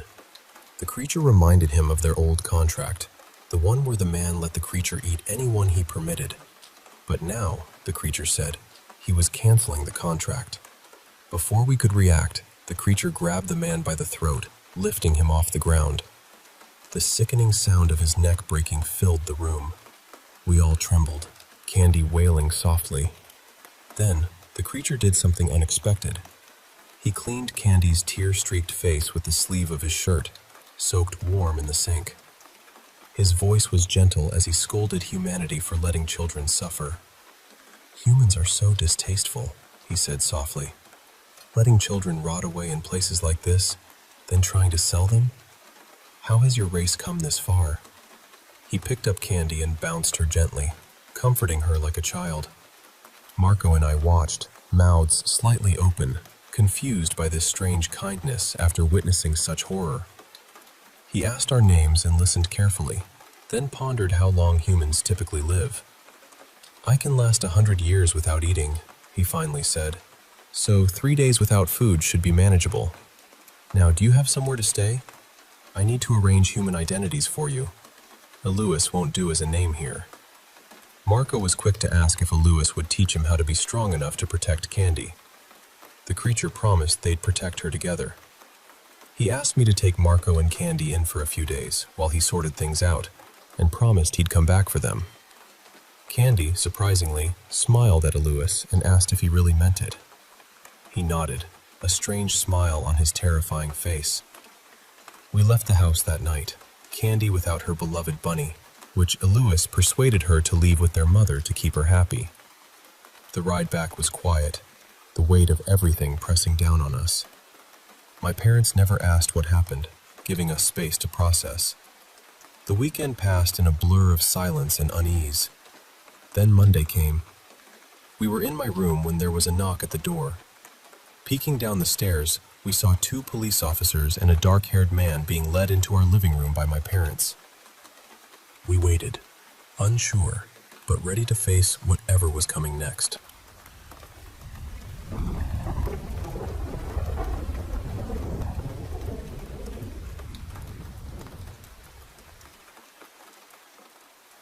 I want to tell you about something that happened while my friend Mara and I were on a road trip. We had been driving for hours, and by the time we finally stopped at a hotel for the night, it was close to midnight. We were tired, a little wired from the road, and honestly just grateful to have a bed. But as soon as we walked into the room, both of us got this uneasy feeling. The room was on the ground floor, and it had 2 doors. One opened into the hallway, and the other opened straight outside toward the parking lot. That alone already made me feel a little exposed. When we came in through the hallway door, the bathroom was on the right, and this open closet area was on the left. The room had one of those swing bar security latches on the door, but the part it was supposed to hook into was broken. The little catch plate was missing. We still swung the bar across anyway, even though it did not really lock anything properly. I guess it just made us feel slightly better. There was still a key card lock, so we told ourselves it was fine. After we settled in, we got into the same bed and stayed up late playing games on our phones. It was around 2:30 in the morning by then.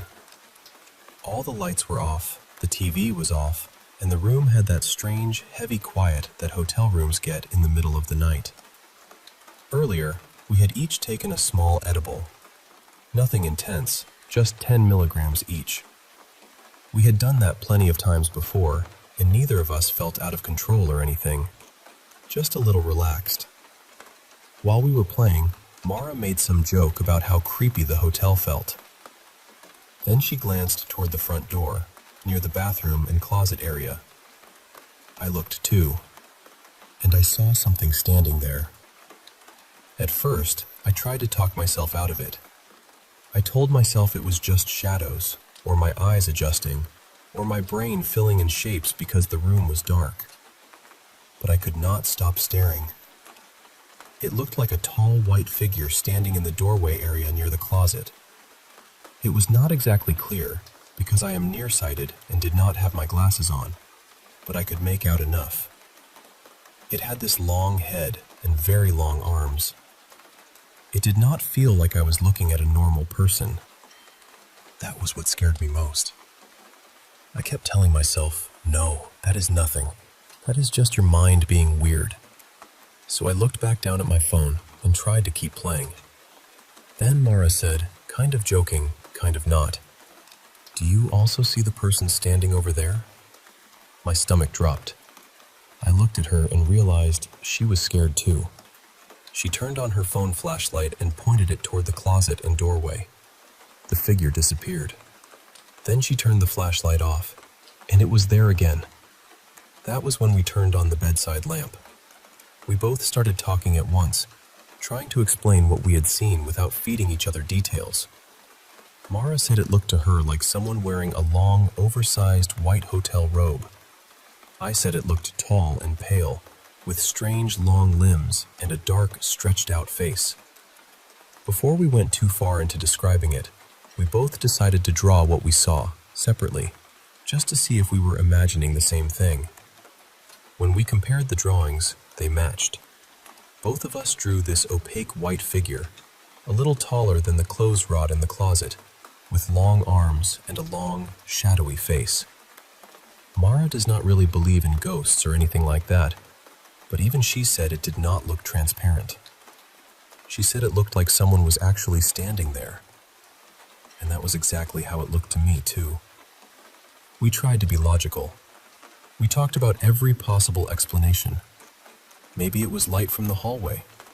Maybe it was shadows. Maybe it was the edible, even though neither of us felt very high. Maybe our brains had both turned the same random shapes into the same figure somehow. Then Mara suggested I put on her glasses and we turned the lights off again, just to check. I did not want to do it, but I also wanted proof that it was nothing. So I put on her glasses. We turned the lights off and waited for our eyes to adjust. This time, I saw nothing. I could see clearly into the closet. I could see the pole, the hangers, the wall. There was no figure there. But somehow that made me feel worse. Because it did not feel like, great, nothing was ever there. It felt like something was there, and now it moved. We turned the lights back on, and Mara said she did not see anything either. The figure was completely gone.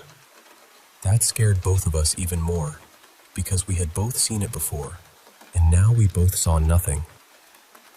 After a while, we calmed each other down. We kept repeating that it was probably our eyes playing tricks on us.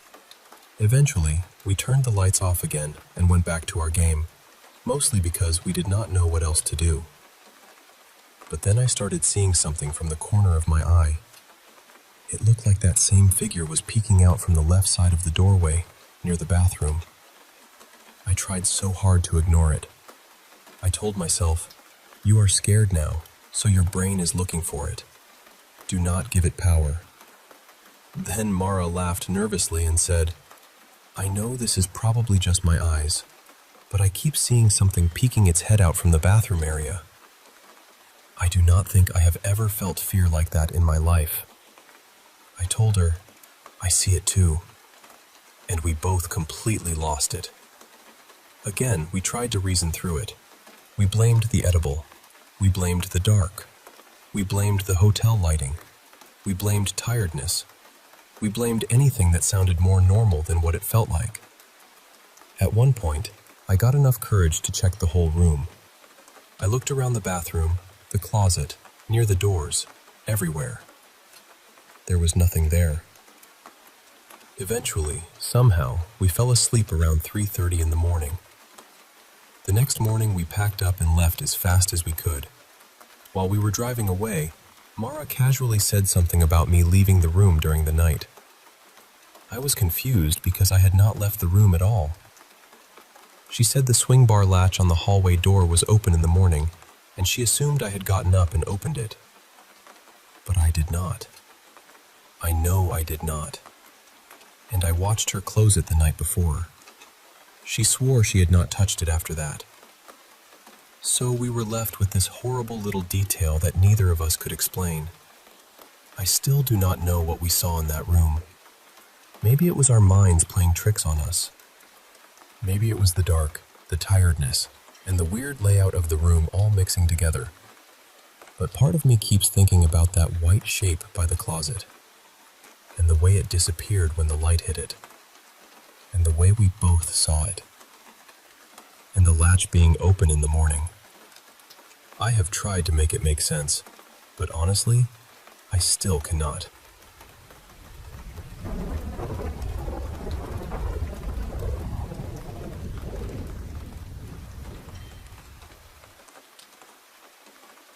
I've always believed there's more around us than we can explain. I know some people hear that and immediately brush it off, and that's okay. But for me, it started when I was young. When I was around 10 or 11, my family moved into this tall, narrow, 3-story house. The bottom floor had a couple of bedrooms, a bathroom, the laundry area, and this storage space that always felt a little too quiet. The main living room and kitchen were on the second floor, and the top floor had the other bedrooms. I hated the bottom floor. There was this L-shaped staircase that led up to the living room. You'd go up a few steps, turn sharply to the right, and then climb the rest of the way. Every time I made that turn, I felt something behind me. Not just "I'm scared of the dark" kind of behind me. It felt like pressure, almost like a hand gripping the back of my spine. Years later, I mentioned it to my dad, and he told me everyone in the house had felt it too. So it wasn't just me being a nervous kid. At first, my room was downstairs because my younger brother and sister were put upstairs closer to my parents. One of the first nights in that room, there was a thunderstorm. I had this nightmare where every flash of lightning lit up my floor, and it was covered in skulls. I woke up screaming so loudly that my parents came running down from the top floor. That house was also where I first saw what I can only describe as shadow people. One time, I saw the outline of a person move across the living room wall, like someone had walked past outside. But when I looked out toward the sidewalk, there was nobody there. I even went outside to check. Nothing. After that, even in other homes, I would occasionally see shadows that didn't make sense. Now, I'm in my 30s. A couple of years ago, I had a serious concussion, and about a month after that, the dreams started. They were these strange, looping dreams where I would wake up in my bed, in a place that looked almost exactly like where I actually lived. Sometimes nothing unusual happened. I'd get up, walk around, and everything felt normal. Then I'd wake up again, only it wasn't real. It was another dream layered underneath the first one. But every so often, I'd wake up in the dream, needing to go to the bathroom. I'd get to my bedroom door, and then I'd freeze. There would be this black, static-looking mass standing there. I started thinking of it as the entity because I don't know what else to call it. It wasn't shaped clearly, but it felt aware. Heavy. Wrong. The worst part was waking up for real afterward and not being sure I was actually awake. I'd have to ground myself, touch things, look around, and convince myself that this time I was really back.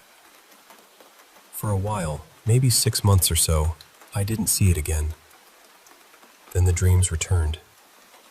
This time, I didn't even make it out of bed before I saw the entity. It was standing in the bedroom doorway. My partner was beside me in the dreams, and I remember trying desperately to move toward her, trying to wake her up or get her attention. But I couldn't move properly. I was frozen with fear, and in the dream, my body started convulsing, almost like I was having a seizure. When I woke up, I asked my partner if I had been shaking in real life. She said no. It was only happening inside the dream. Another stretch of months passed, and then it came back again. This time, the entity was closer. It changed positions each time. Once, I woke up in the dream and instantly knew it was behind me. I couldn't see it at first, but I could hear this strange TV static sound. I could feel this energy coming from it, like the air itself had gone electric. Another time, I rolled over expecting to see my partner beside me, and instead, the entity was there. That was when I started realizing, inside the dreams, that I was dreaming. I'd look around for something that felt real, something familiar that could help me figure it out. And whenever I finally understood that I was still dreaming, the dream would snap shut, and I'd wake up again. Except most of the time, that was just another dream. The cycle kept going, but I got better at breaking it. Then, more recently, it changed again. This time felt much more intense. I was in bed, and the entity wasn't just standing nearby anymore. It felt like it was controlling my body. I don't know if I'd call it possession. It didn't feel exactly like that. It felt more like something outside of me was trying to move me, like it had its hands on invisible strings. I'm not a religious person, but in the dream, I started praying. I was making the sign of the cross over my chest, over and over. In one of the loops, my partner woke up in the dream and saw what was happening, and she started praying with me. That one felt painfully real. There was also a little girl in one of the dreams. She walked into our room and asked if we could be her parents. Then she climbed into bed between us. After that, the entity appeared exactly where she had been lying, pinning me down from that spot. And then, dream after dream, it kept happening. Sometimes I wouldn't see the entity at all. Other times, it would slowly line itself up with my body, almost overlaying itself on top of me, until it felt like it was completely covering me. I don't really know what to do with all of this. I've seen other people talk about experiences like mine.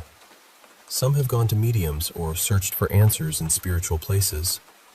But I live in a small rural community, and we don't really have access to much like that. The only mediums who come through are traveling ones, and that's rare. I've also started wondering whether I need to take this more seriously, because each time it comes back, it seems closer, more active, more personal.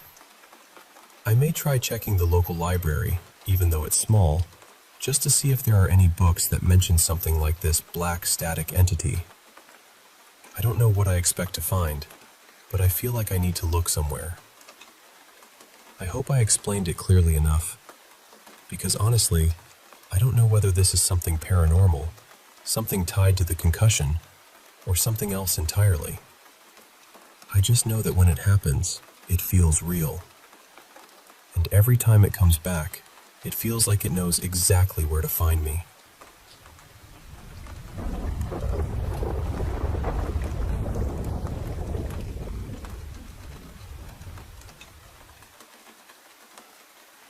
You know, I still remember this one Holy from last year.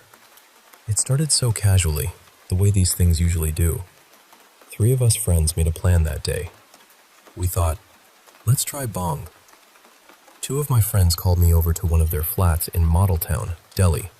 And honestly, at that point, it felt like just another random college-type plan. The flat was on the first floor, right on the corner of a road. The owners, an elderly couple, lived upstairs on the second floor. My friend, let's call him Rashan, was living there with a few roommates. He was from Bihar, a college guy, and the flat had this strange layout. There were 4 rooms. One room faced the main road. Another room was opposite it, and that second one had this dark, heavy vibe. Everyone kind of treated it like the haunted room. Then there was the kitchen, and next to the kitchen were 2 more rooms. One balcony room was empty, and the other was used by his working roommates. Before drinking the bong, we decided to cook something. My friends had tried it before, so they said, "Bang ke baad bhook lagti hai, pehle kuch kha lete hai." So we made toddy. Earlier that evening, we had already cooked pasta and eaten, so I was pretty full. But still, we made the toddy, and then they started preparing the bong. We drank it, and within maybe 10 minutes, I could feel it hitting me. Then they ordered some snacks, and even though I had eaten already, suddenly I was unbelievably hungry. I finished 3 full packets of chips by myself. After that, the first phase started. The laughing phase. There was no joke, nothing funny, no reason at all. We would just look at each other's faces and burst out laughing. It felt endless and stupid and kind of beautiful at first. Then the second phase came. Fear. And that was where everything changed.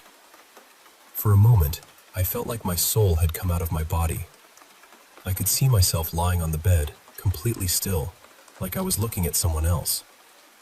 Then suddenly I felt like I came back into my body, and I started thinking about my life. I genuinely believed I had died. I kept asking my friends, how do I get normal again? How do I reduce this effect?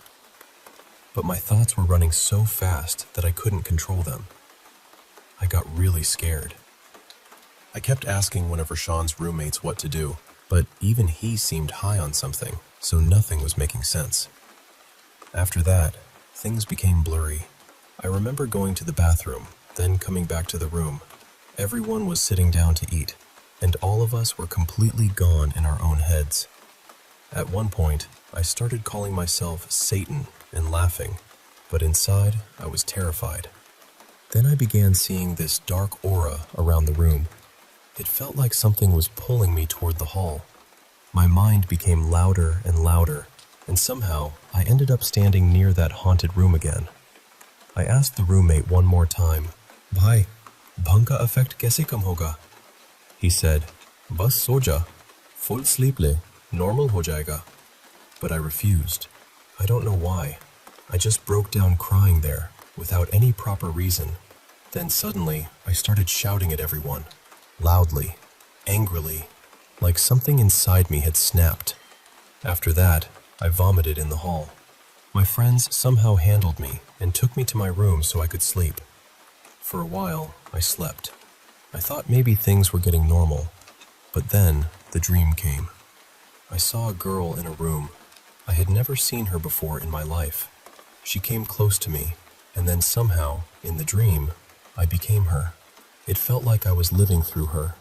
Then there was a man, and he started harassing me. I started screaming for help, calling out to my friends. They actually came running because I was shouting in real life too. But when I saw them, I thought they were the men from my dream. I started fighting them. They had to pour water on me to bring me back to reality. After that, I didn't speak to either of them. I just lay down again and tried not to think about anything. I tried to keep my mind completely empty and forced myself to sleep. Around 4 in the morning, I woke up. Both of them were sleeping. The flat was quiet in that strange early morning way. I cleaned the floor, gathered myself, and went back home. I thought that was the end of it, but that evening, Rashawn called me, and what he told me made everything feel much heavier. He said strange things had been happening in that flat for the past month. He had experienced sleep paralysis. He had seen a black orb in the corner of a room. His family had visited for a week, and one night, his brother slept alone in that haunted room. His brother apparently had some kind of psychic sensitivity, and he told them he had seen 4 members of a family inside the flat. According to him, they didn't want Rashawn to leave. They had some kind of attachment to him. His mother also felt things. She said near the hall and kitchen, it sometimes felt like a child was moving around, or like someone was watching her from behind. Then there was the dog incident. Their dog had somehow tangled its leash around the dining table in such a strange way that it looked like it was trying to hurt itself. That scared everyone badly. A few days later, Rashawn found out something about the flat. He heard that a girl had once hanged herself there, in the same room where he had been living. He told me he had felt dark energy from the first day he moved in, but he kept ignoring it. After that, he went to stay with another friend for a few days, just for moral support. One night, both of them were watching a movie, and they saw a girl standing in the corner of the room. Both of them saw her. That was the night they finally decided to leave the flat.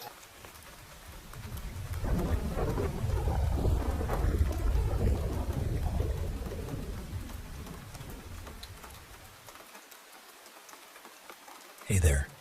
I want to share something personal with you. A story from when I was a teenager that still lingers in my mind. Back when I was 16, I attended English classes where people of all ages gathered to improve their skills. I was the typical nice girl, always polite and friendly, even when I felt uneasy around someone. I had one close friend my age, a girl named Jessamine, who was quite popular and often introduced me to new people. One day, I noticed a man in her group. He was about 34, very talkative, always smiling. From the very start, something about him made me uncomfortable. He would stare at me during group conversations, as if he was focusing only on me. I tried to brush it off, but over time, he began waiting outside my classroom door to talk, asking about my friendship with Jessamine, my school, my family. It felt odd because he was much older, and I couldn't understand why he was so interested. I felt guilty for feeling uneasy, thinking maybe I was just being mean. I forced myself to respond, making small talk.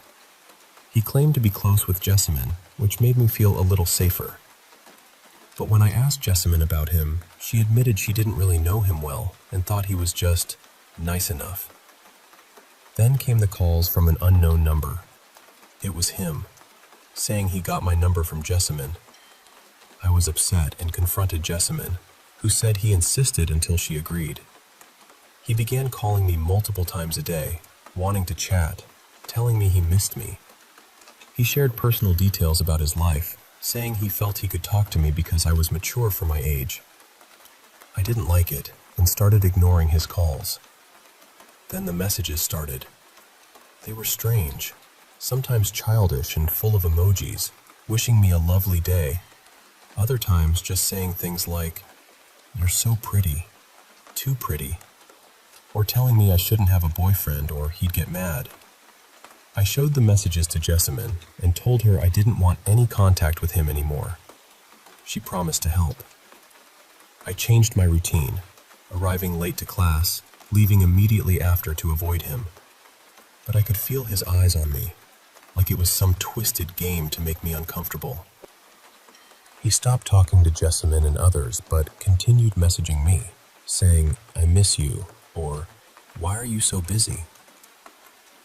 Eventually, I blocked his number. I thought it was over, but one day, outside school, he appeared suddenly, smiling, asking why I wasn't answering. He invited me for coffee at his place. I said no and went inside, pretending to study until he left. He lingered for over an hour. Fear took hold. After that, he became more aggressive, mocking me in the halls, sending explicit messages on social media, commenting on my pictures.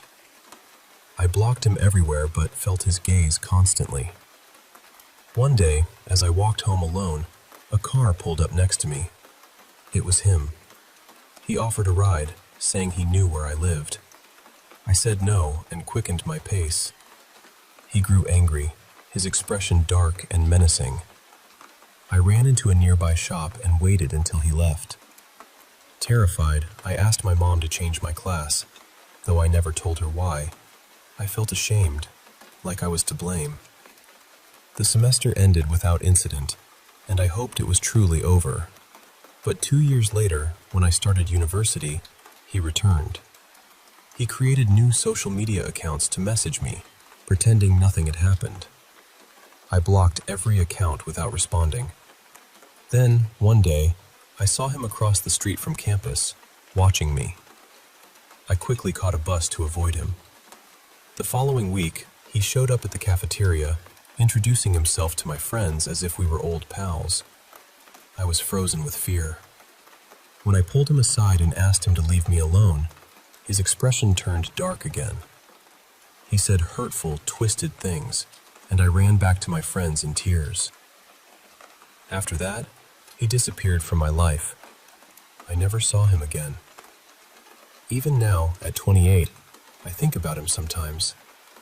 I don't have social media anymore and avoid posting photos because I'm afraid he might see them. But sharing this with you today helps me remember that listening to our instincts and speaking out is important. If you ever feel that uneasy feeling, trust it. You don't have to face it alone.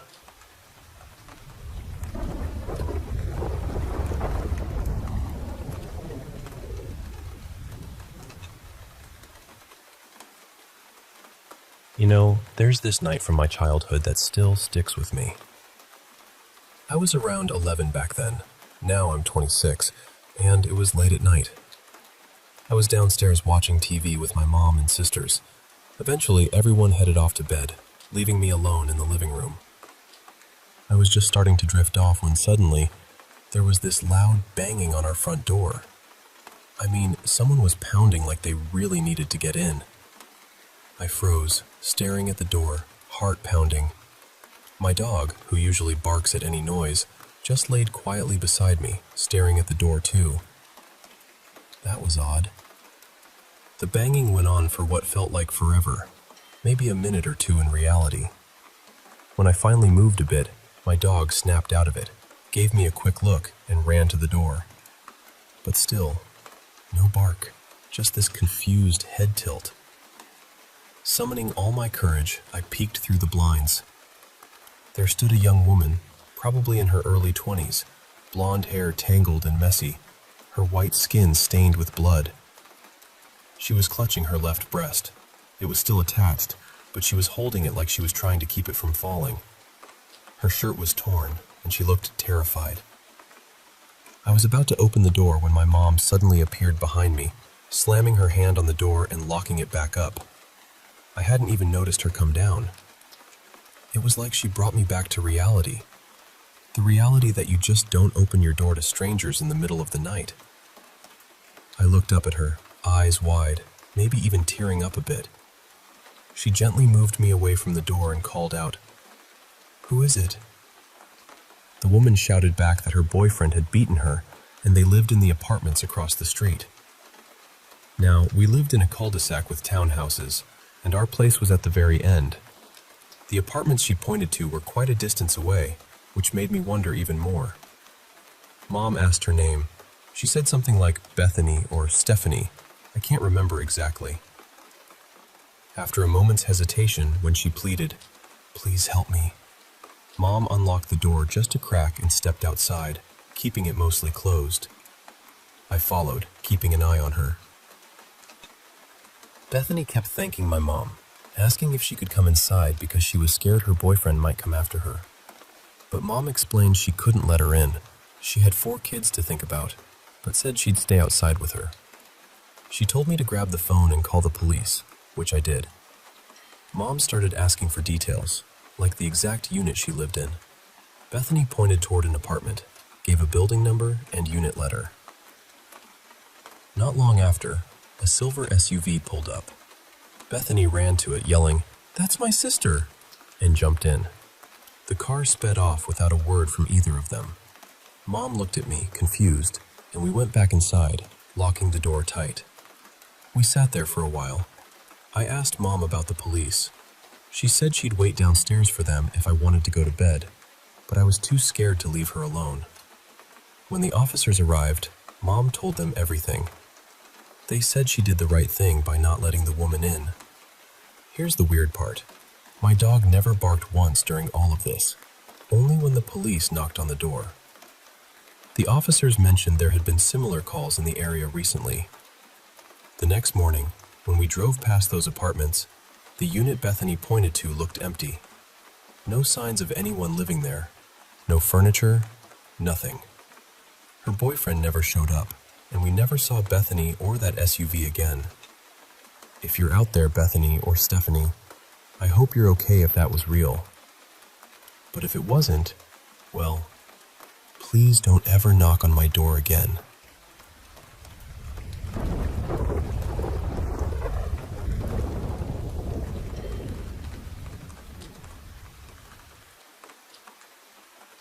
I want to start by saying this story isn't exactly supernatural.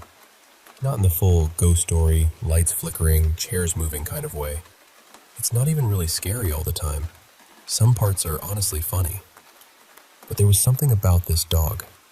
Something in the way he moved and watched people that stayed with me. My father worked on a cattle farm in Brazil, and he lived in a small house there. The place always had dogs around. Some were born on the farm, some wandered in from who knows where, and a few were given to my dad by people who couldn't keep them anymore.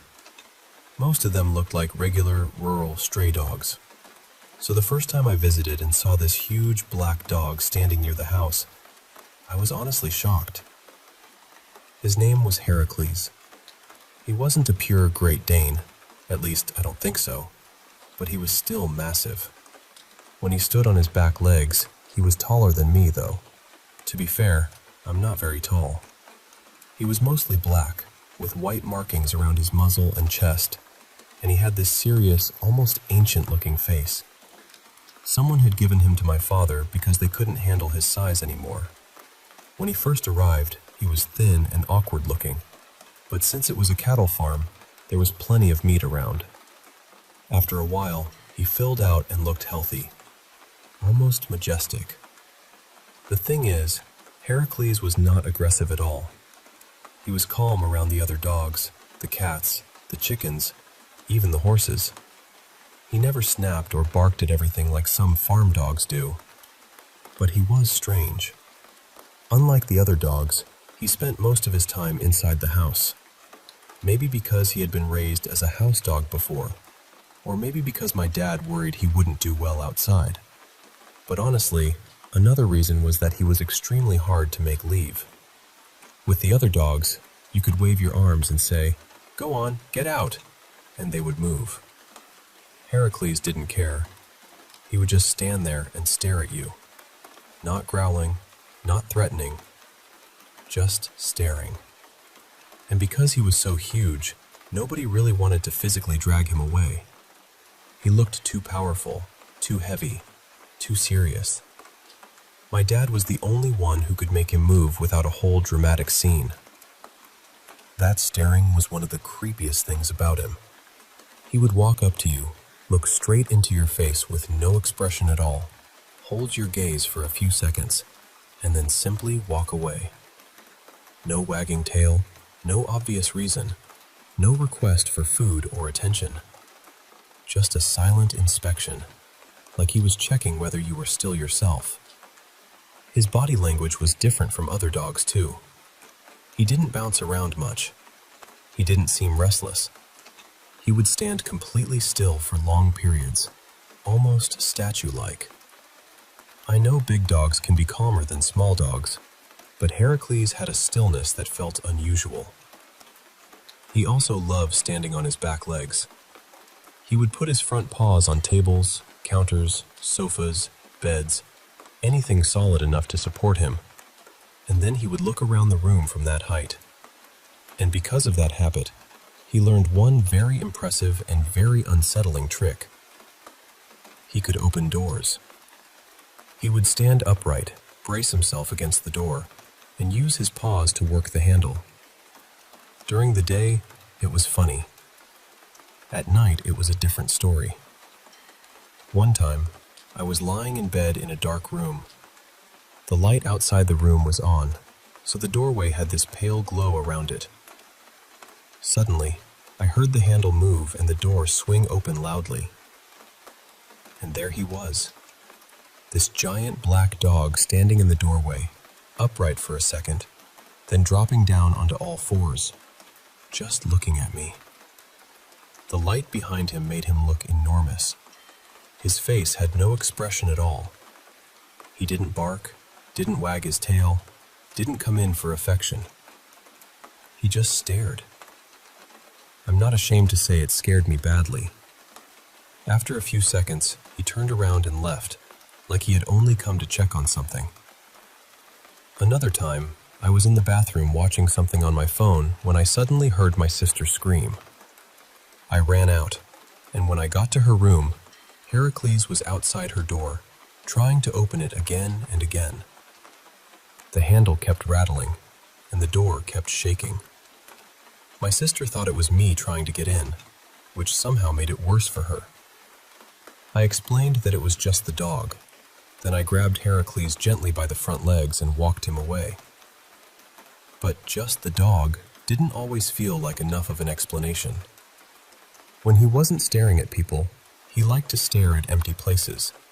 Fields, corners, tree lines, spots in the yard where there was nothing visible. He was also very quiet. He barely barked, which made him feel even more watchful.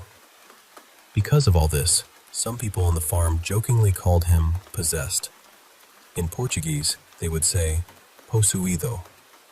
I said it too, as a joke. But the joke came from the fact that people were genuinely creeped out by him. There was an older woman on the farm who especially disliked him. I never really understood what her job there was, but she was very much from the deep countryside, and she was more superstitious than the rest of us.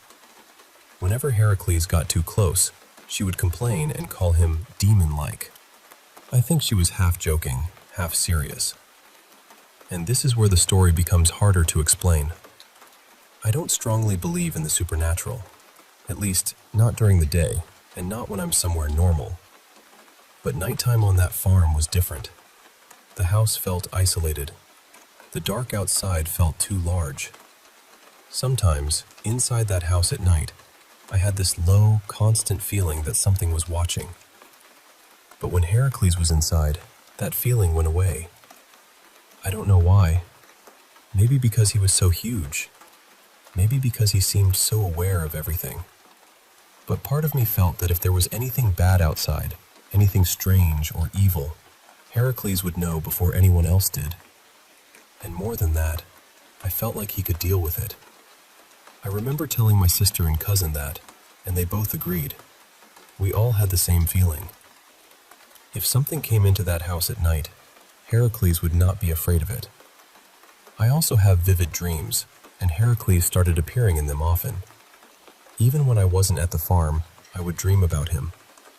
And in the dreams, he behaved the same way he did in real life. Quiet, still, watching.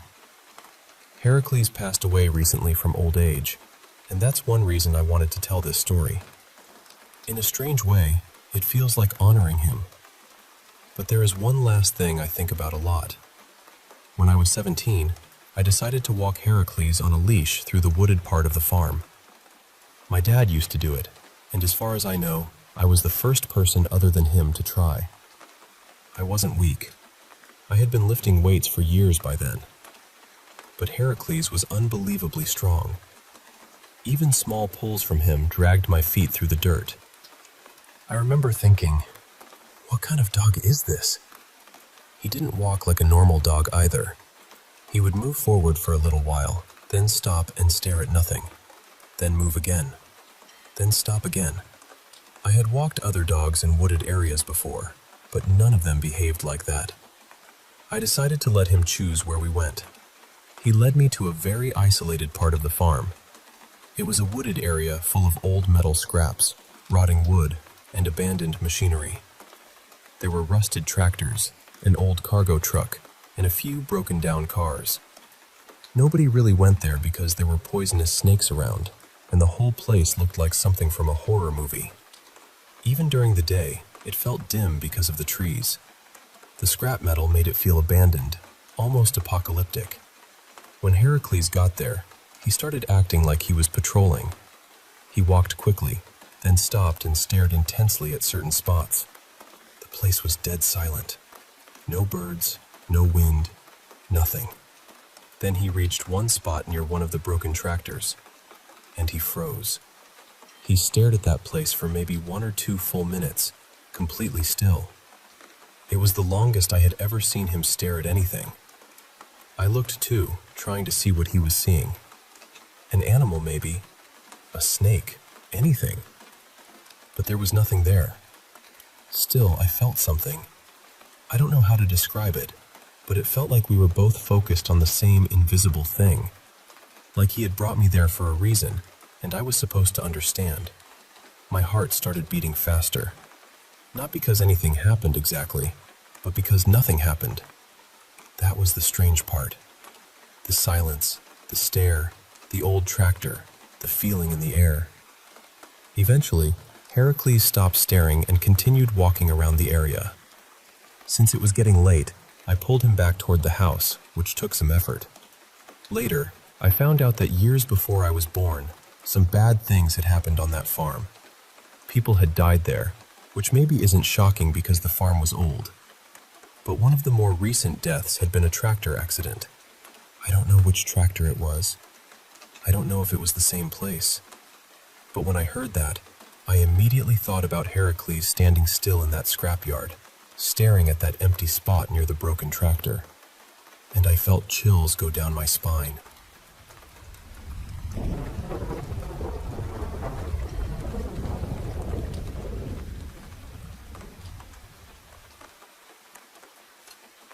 I worked with a woman not long ago. I'll call her Claire, though that isn't her real name. She came to me because she wanted to understand something that had been weighing on her heart. She noticed she carried a lot of judgment towards someone close to her, and no matter how much she tried to be kind or understanding, something inside her kept tightening. So I guided her into a deep, relaxed state, gently, step by step, until her conscious mind softened and she could access what was stored underneath. From there, she connected with her higher self, and her higher self began guiding us toward the deeper roots of the issue. She found herself in another lifetime. She was a young woman living in the countryside, sometime around the early 1930s. She was working on a farm, feeding animals, washing clothes, carrying buckets of water, doing whatever needed to be done. The farm belonged to an older man and his wife. They seemed respected in the community, very proper, very religious on the outside. But the landowner had been watching her. He became too familiar with her, too forceful, and one day he assaulted her. She became pregnant. When his wife discovered it, instead of facing the truth, she accused the young woman of dark magic. She said this girl had bewitched her husband. She said she was dangerous. And because the landowner and his wife had status, people believed them. No one listened to the young woman. No one protected her. She was locked in a cold stone room with iron cuffs around her wrists fixed to the wall. She cried, struggled, begged, and knew in her bones that she would not leave that place alive. And she didn't. But then something unexpected happened. As she left the body, she moved toward the light. But the light felt different from what she expected. She was met by 3 luminous beings. They were not angels exactly. They felt older than that, quieter than that, more like a council of light. And they told her something that was very difficult to understand. They said that love, in its purest form, is beautiful, caring, and free. But she had chosen a path where love would not always feel beautiful. She had chosen to learn how love can become tangled with pain, how trust can feel dangerous, how the heart can still open, even after it has every reason to close. They told her, "You are learning that love can hurt, and still you must learn to love from a higher place." At first, she couldn't understand why any soul would choose something like that. So they explained it more gently. They told her this lesson was not about accepting cruelty. It was not about pretending harm was okay. It was not about letting people continue to wound her. It was about releasing the human attachment to how love is supposed to look. They said, love from the soul. Love without needing another person to behave perfectly first. Love without making your peace depend on whether they change. Then she asked, "How do I do that?" And they told her to begin with the person she judged the most. They said, "Let go of your expectations. Let go of the story that the relationship had to be different for you to be free. Let go of the guilt. You did what you could with the understanding you had." Then she began recognizing the souls from that past life. The man who had violated her in that lifetime was the same soul as someone in this life who had manipulated her emotionally and played with her mind. And the wife who had accused her was the same soul as her son in this life. Her son was the person she carried so much guilt around, the person she never felt she had loved well enough, the person who made her feel, again and again, like she was failing. The council told her, "Release your judgment. Release your expectations. Accept them as they are and love them anyway. Not because their actions were right, not because they earned it, but because your soul came here to learn this." And that is what I would call an advanced soul lesson. Many people begin with foundational lessons, learning responsibility, caring for the body, not harming others, forgiving themselves, becoming honest, becoming steady. But some souls choose harder lessons. They choose to discover what love really is when the human heart wants to shut down, when the mind wants to judge, when the body wants to protect itself, when every instinct says, no more. And the lesson is not to become weak. It is to become free. So if this touches something in you, here is a simple meditation you can try. Find a quiet place where you won't be disturbed for about 15 minutes. Sit comfortably. Close your eyes. Take 3 slow breaths. Now imagine yourself standing in a wide field of golden light. Let that light surround you. Let it feel warm, safe, and steady, almost as if it is holding you. Bring to mind someone you judge, someone who hurt you, someone who disappointed you, someone you struggle to accept. Don't force forgiveness. Don't rush your heart. Just allow that person to stand in the golden light with you. Simply observe them. Then ask your higher self, what am I meant to learn from this relationship? Wait quietly. The answer may not come as words. It may come as a feeling, an image, a memory, or a sudden knowing. Be patient with it. And when you feel ready, imagine a white flame glowing in the center of your chest. This flame is your soul's love. Not human love with conditions. Not approval.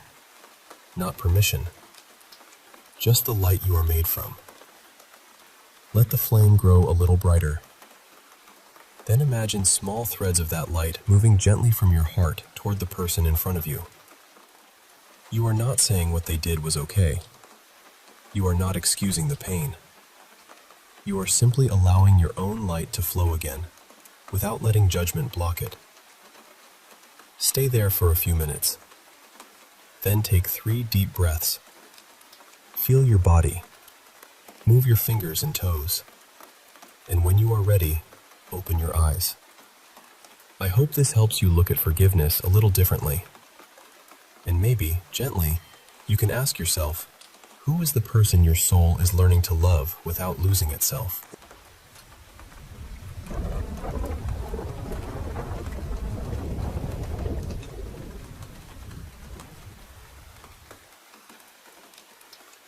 Hey there, I want to share a story that's been with me for years now.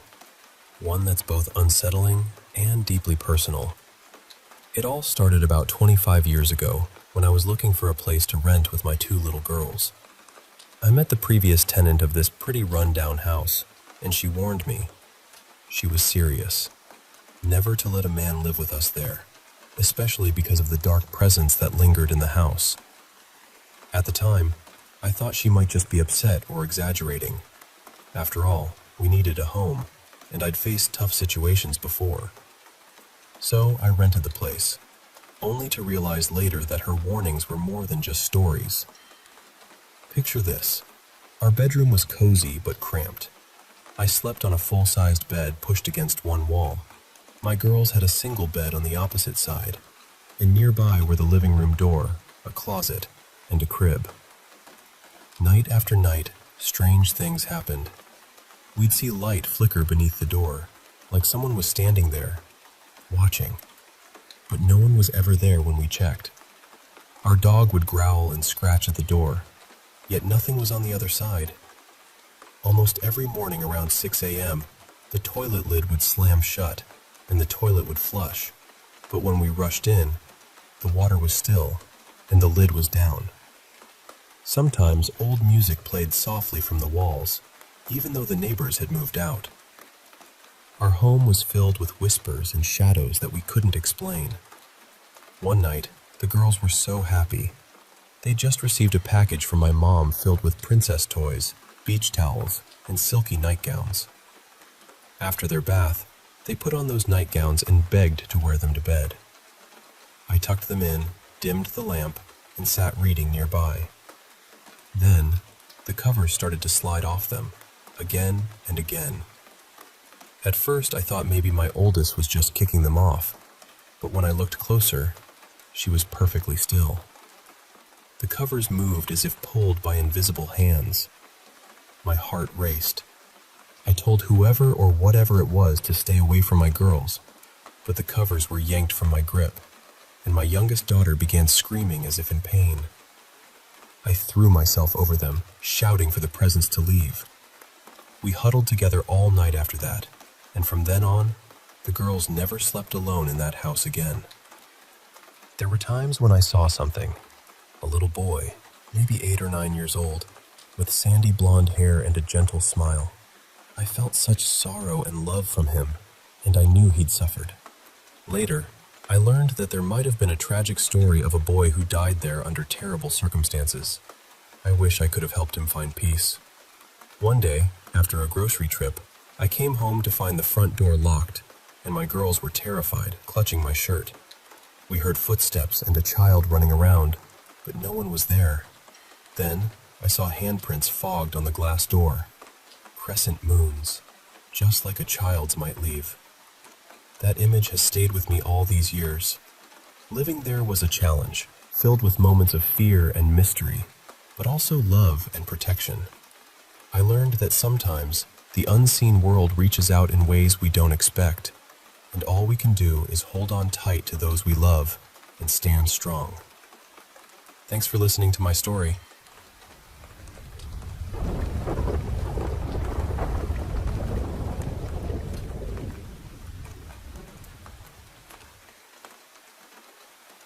Hey, I want to share some stories with you.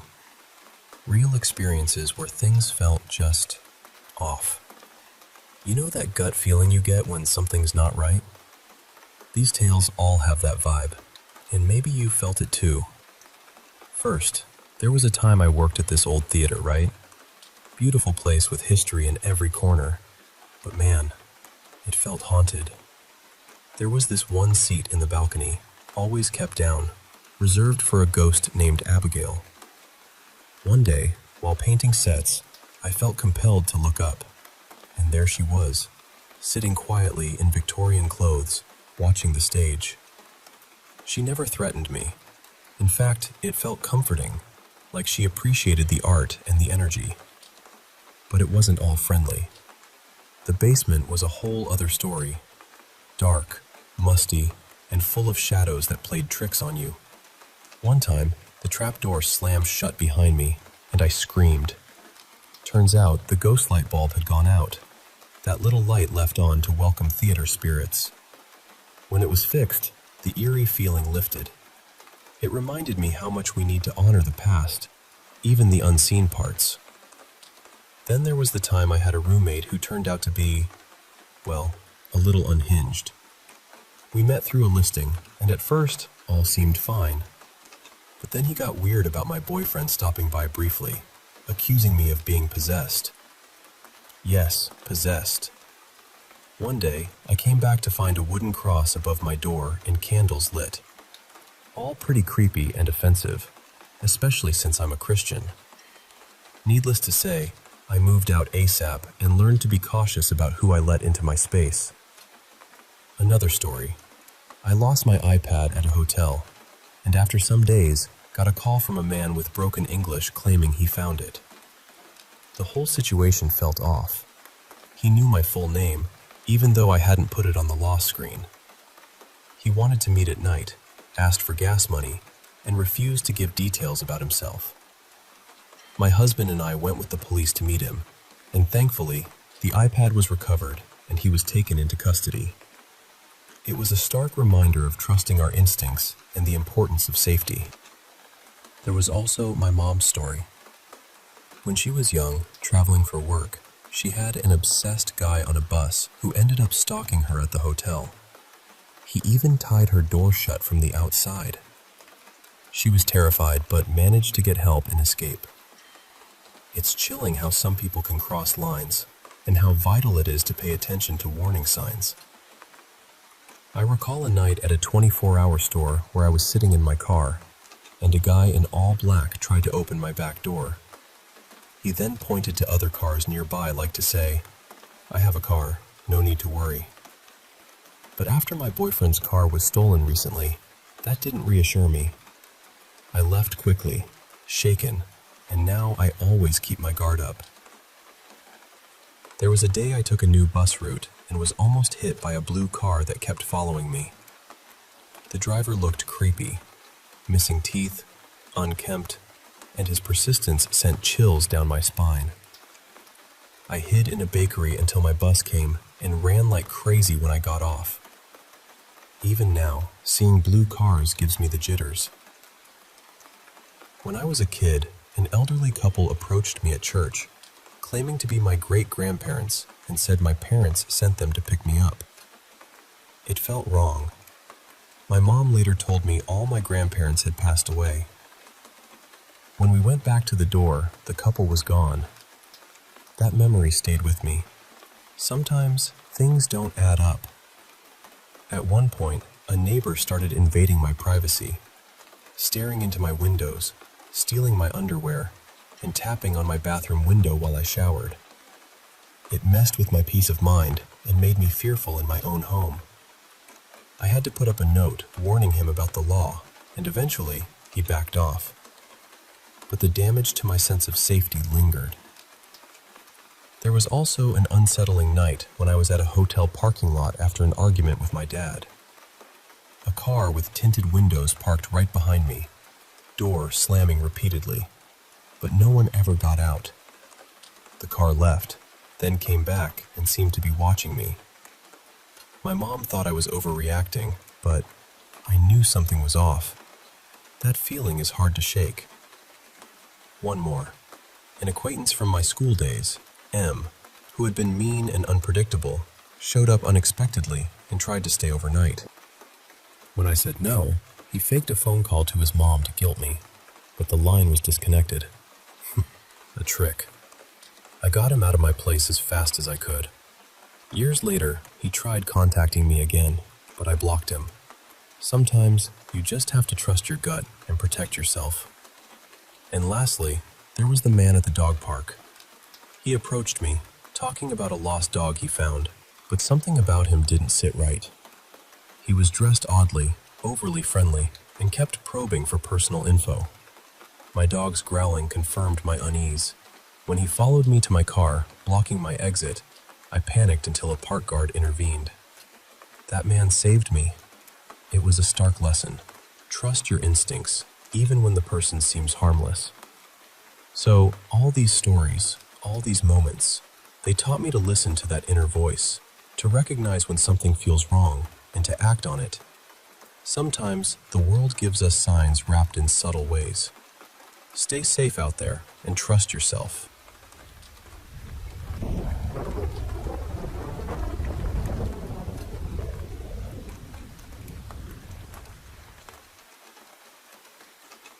Hey there. I want to share a story from a few years back when I moved to a smaller city to work as a paramedic. The city wasn't huge, maybe around 80,000 people, but it was rough around the edges because of the booming oil industry nearby. We worked 24-hour shifts with usually a handful of calls, so sometimes we got some decent rest during the night. One cold January night, my partner, who was an EMT basic named Mike, and I got called to a nearby town around 2 a.m.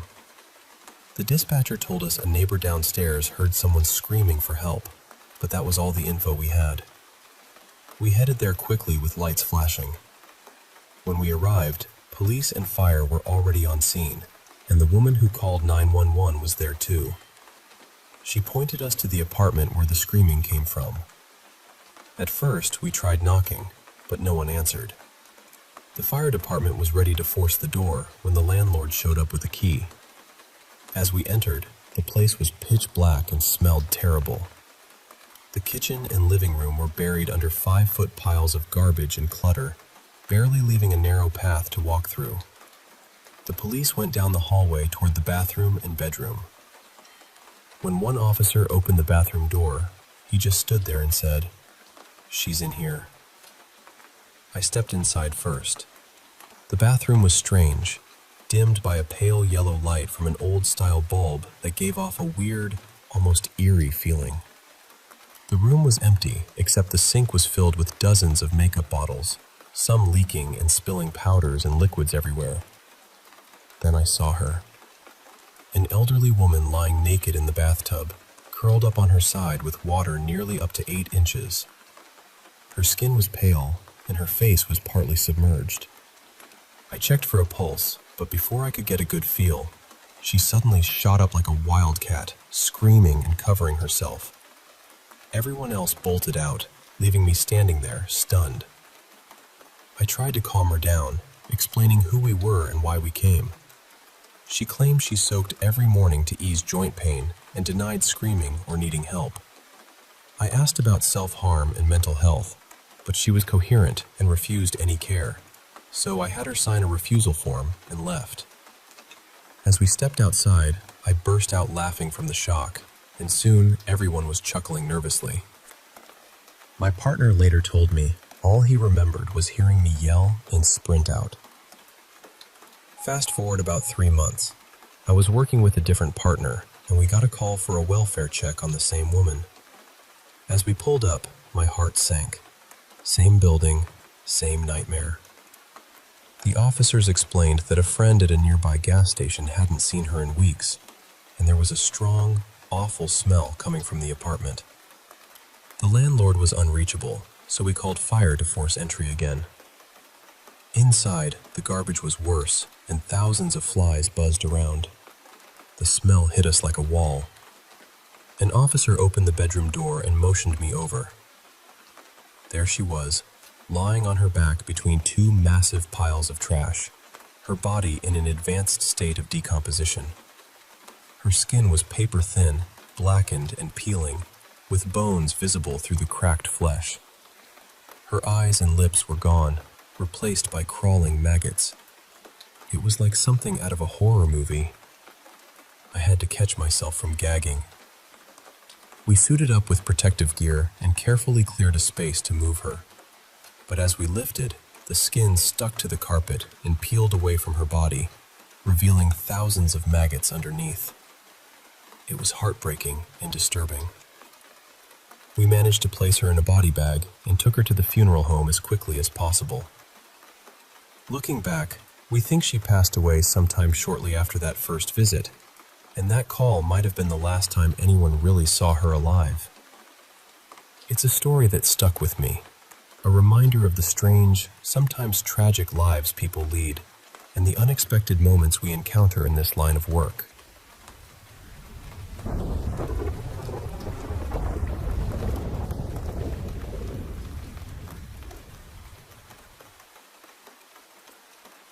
I need to tell you about something that happened, because I still don't really know what to do with it. Over the weekend, my boyfriend Mason and I went out driving through the back roads. Nothing fancy, just one of those long, dusty drives where you lose signal. The roads get quieter, and everything starts to feel a little removed from real life. And all day, before anything strange happened, I kept having these random images pop into my head. Not thoughts exactly, more like little flashes. I kept seeing a porcupine I'd seen years ago. Then I kept remembering this maned wolf pacing at a zoo from maybe 6 or 7 years back. And then there was this turtle shell pattern, but not a flat little pond turtle kind of shell. It was rounded, domed, almost like a tortoise. At first, I didn't think anything of it. I figured my brain was just digging through old memories for no reason. That happens, right? Then the weird little coincidences started. Mason and I were talking about Ford excursions because I need a new car, and he was telling me about them. They haven't made those things in forever, so he said he hardly ever sees them anymore. And then, out in the middle of nowhere, at this tiny country gas station, there one was. He was shocked. I didn't really understand how rare it was, so I just laughed it off. Coincidence. No big deal. Later, out of nowhere, Mason said, "You know, I like Australian accents." And I just kind of froze, because that same day I had been replaying this old conversation with my dad from maybe 15 years ago, where he said the exact same thing. Still, I tried not to make it into anything, but then I remembered the animals. I told Mason, "This is going to sound weird, but I keep thinking about a porcupine. I have this feeling we're going to see one." He was skeptical, which was fair. He'd never seen a wild porcupine before. About 15 minutes later, I saw one. I know I saw it. But Mason didn't. And because he didn't see it, I started doubting myself immediately. Maybe it wasn't a porcupine. Maybe I saw it wrong. Maybe I wanted to see it because I had just said it out loud. So I tried to let it go, even though I felt this strange little buzz in my chest. Then the maned wolf memory started shifting in my mind. It wasn't the zoo animal anymore. The image got smaller, grayer, sharper, and suddenly I was thinking, gray fox. I almost told Mason, "I think we're going to see a gray fox," but I stopped myself. I had already said the porcupine thing, and since he hadn't seen it, I didn't want to sound dramatic. So instead I asked, "Hey, what kind of predator animals live out here?" And I swear, before the sentence had even fully settled in the air, a gray fox ran straight across the road in front of us. Right in front of both of us. I was stunned. Not just surprised. Stunned in that quiet internal way where your brain starts flipping through every possible explanation, and none of them quite fit. I was also frustrated, because I had felt it before it happened, but I hadn't said it clearly. And now it sounded like I was just claiming it after the fact. So again, I tried to talk myself down. Coincidence. Animals live out here. People see animals on back roads. That's normal. Then we left the deeper backcountry and drove into this little rural town.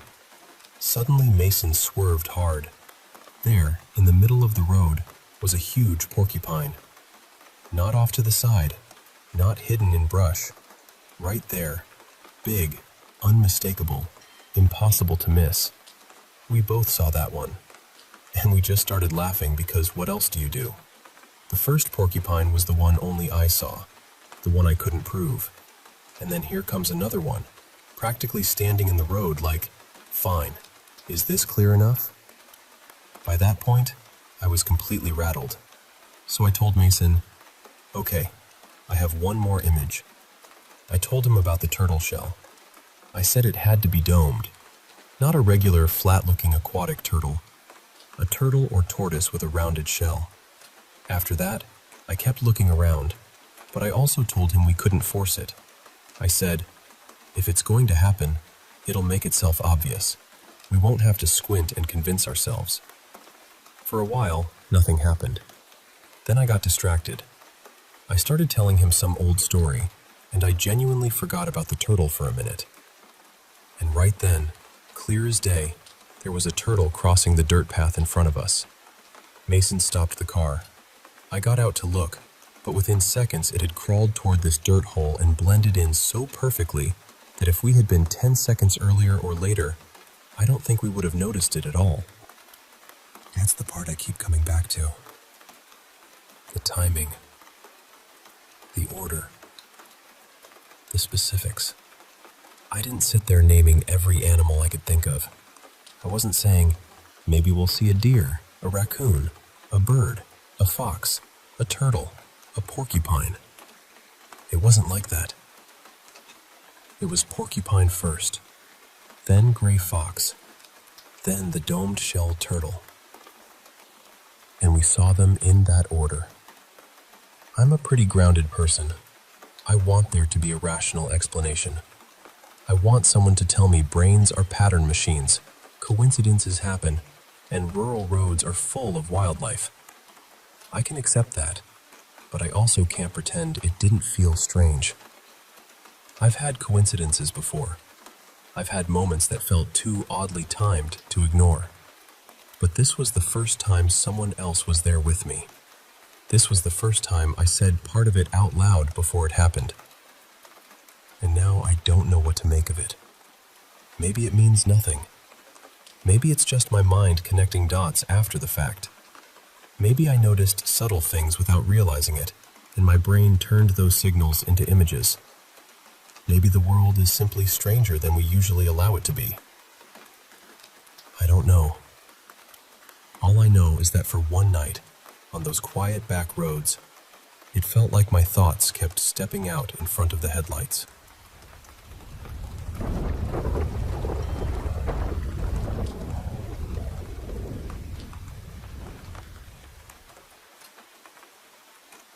Hey, I want to share a story that stayed with me for over 2 decades now. About 20 years ago, my good friend, let's call him Mark, and his wife Linda were caring for Linda's dad, Felix. They took care of him completely, helping him every day, especially since he had some health challenges like incontinence. They really did an amazing job, and I always admired their dedication. One morning, Mark went to check on Felix as usual, but this time, Felix had passed away during the night. It was a tough moment. Back then, I worked helping families with cemetery arrangements, so I stepped in to help Mark and Linda prepare for Felix's final resting place. I didn't even take any commission. I just felt it was the right thing to do for them after everything they'd done for Felix. We held the service about a week later, and I was honored to officiate. It was a beautiful ceremony, filled with friends and family giving Felix the farewell he deserved.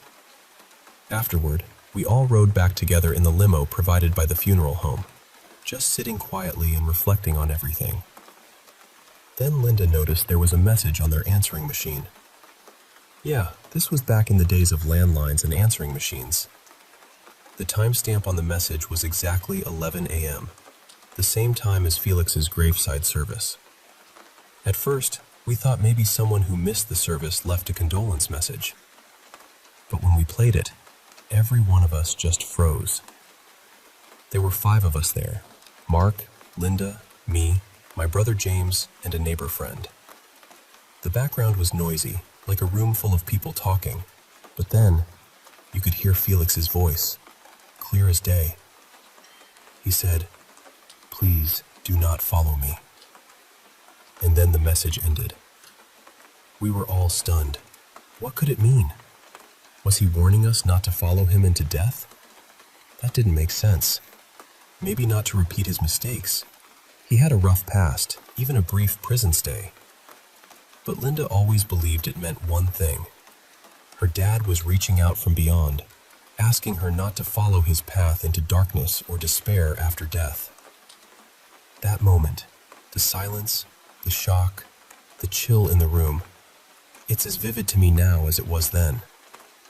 To this day, I truly believe that message on the answering machine was Felix's way of making contact from the other side. What do you think about that? I'd love to hear your thoughts.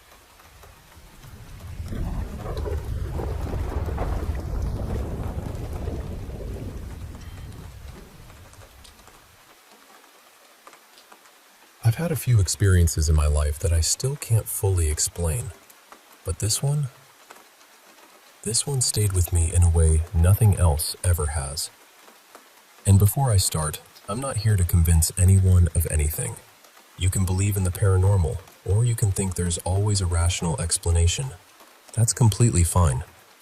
I'm just telling you what I felt that day, because even now, years later, I remember it with frightening clarity. In my family, we've always been quite sensitive to things you can't really see. Some of us pick up on atmospheres very strongly. Sometimes we sense things before we understand them. Sometimes we feel presences. It sounds dramatic when I say it like that, but when you grow up with it, and you learn how to protect yourself emotionally and spiritually, it just becomes part of your life. At the time, I was in my last year of high school. I was originally from Alsace, and if you know that region, you know how heavy its history can be. That year, our class went on a school trip to Struthof, the former concentration camp. So already, before even arriving, I knew it wasn't going to be an easy visit. It's the kind of place where the air feels different, quiet in a way that almost presses against you. We walked in with the group, and very quickly I noticed the gallows on the left. And honestly, from that moment, the whole atmosphere changed for me. That's when it started. All of a sudden, I felt something on my back. Not pain exactly, not at first. It felt like weight. The only way I can describe it is this. It felt as if I was carrying someone on my back. At first, I tried to brush it off. I thought, maybe I slept badly. Maybe I was tense. Maybe the place was affecting me emotionally and my body was reacting. I really did try to stay rational. But the more we walked, the more I understood that it didn't feel like ordinary back pain. It felt like someone. I had the very clear impression of a man. Someone extremely thin, fragile, exhausted. And the strange thing is, I didn't feel fear. I didn't feel anything aggressive from him. No anger, no threat, nothing like that. It felt more like he was tired, deeply tired. As the visit continued, though, the weight became harder to bear. My back started hurting for real, and I couldn't stop thinking that maybe this man was somehow still attached to that place. I know how that sounds, I really do. But in that moment, I had this overwhelming feeling that he was stuck there, and I kept thinking, maybe I can help him leave. Maybe that's why he came to me. At one point, I called my stepfather. He's a magnetizer, and he's always been very sensitive to these things too. I didn't tell him everything. I didn't say I thought it was a man. I didn't mention that I felt he was very thin. I only told him, since the beginning of the visit, I feel like I'm carrying something on my back. And he went quiet for a second. Then he told me, very calmly, that it could be a former prisoner. He said there was sometimes the presence of a very thin man there, someone who seemed to attach himself to certain visitors during the tour. He told me this man was tied to the land, to the place itself, and that leaving wasn't simple for him. The description matched exactly what I had been feeling, and I hadn't given him those details. That was the moment where I really struggled to stay composed, because I couldn't explain how he knew. During the visit, I even did something almost instinctive. You know that little movement you make when someone is on your back and they start slipping down, so you kind of lift them up again? I did that. And immediately, the weight became lighter. Not gone, just adjusted. It felt as if something had actually settled back into place. I know that sounds absurd, I know, but that is exactly what I felt. He stayed with me through the entire visit. After a while, I almost got used to the sensation, even though my back still hurt. I had this quiet feeling that there wasn't much more I could do, except let him stay there as long as he needed. Near the end, I was talking with a friend who also believed in these kinds of things. I had told her what was happening, so she was checking on me now and then. We were speaking normally when suddenly I stopped in the middle of a sentence. I froze, and then this huge wave of sadness came over me. A deep sadness mixed with guilt. Because in that exact moment, I knew he was gone. The weight had disappeared. My back didn't hurt anymore. I couldn't feel any presence. Nothing. I looked at my friend and said, "He's gone." But he didn't follow me out. And honestly, that broke my heart a little. I called my stepfather again right after, and I remember feeling so sad for that man. I had really hoped in some strange way that I could take him with me, that he could leave that place through me, or with me, or because of me. But it felt like he had only walked with me for a while, and then he had gone back to wherever he was still tied. To this day, it remains the most intense experience I've ever had. I'm not saying I know exactly what happened.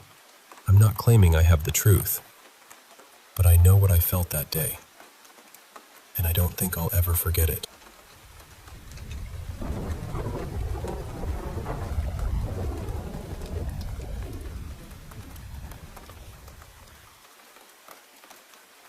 You know, growing up, I was really fortunate to be part of a close-knit family of 4.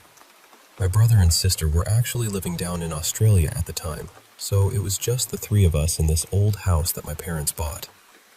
Now, I don't actually remember the very first place we lived in, but the second house? Oh, that one's etched into my memory forever. My parents bought this massive, super old mansion.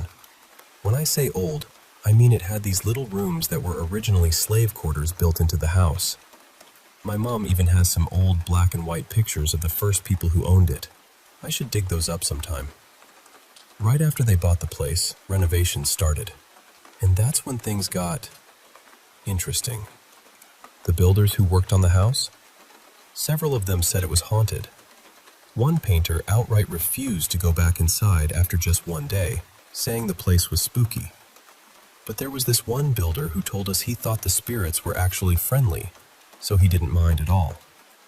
Once the renovations were nearly done and we were living there, weirdly, even though 5 of us were in the house, my brother was even sleeping in those old slave quarters. Only my mom and I had any strange experiences. I remember those nights so clearly.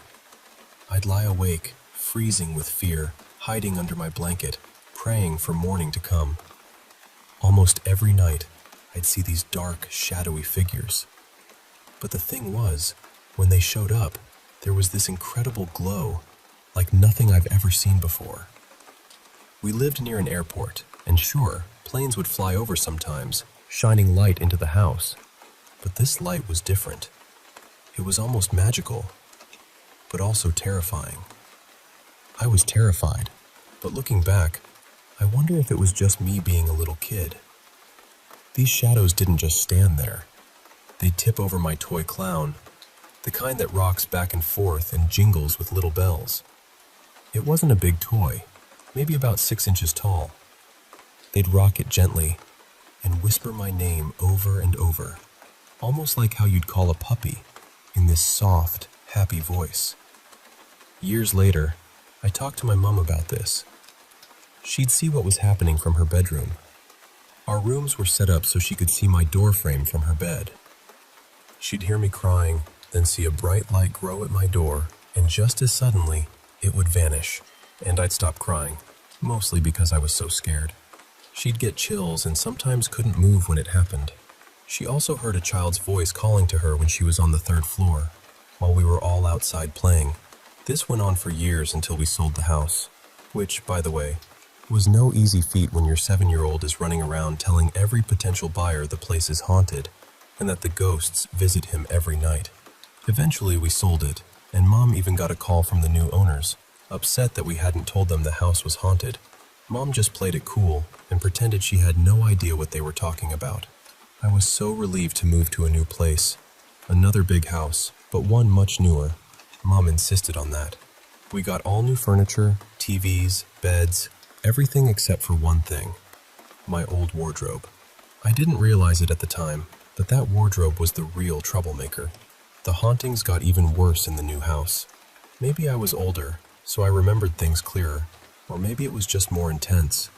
I'd have to sleep with a lava lamp on because the shadows would appear all night, not just when I was upset. They'd dance around my room, whispering my name, almost like they wanted me to talk back. Once I said, "Hello?"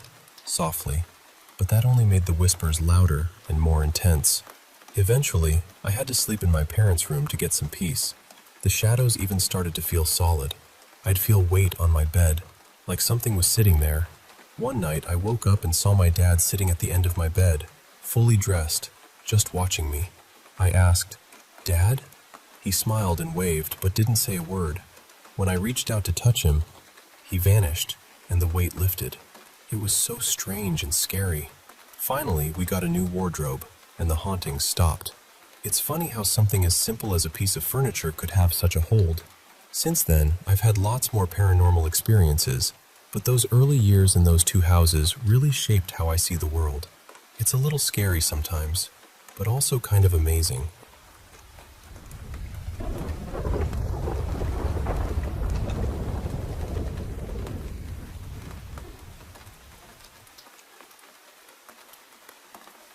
I live in a tiny, tucked-away town in Oklahoma, the kind of place you could drive past 100 times and never notice.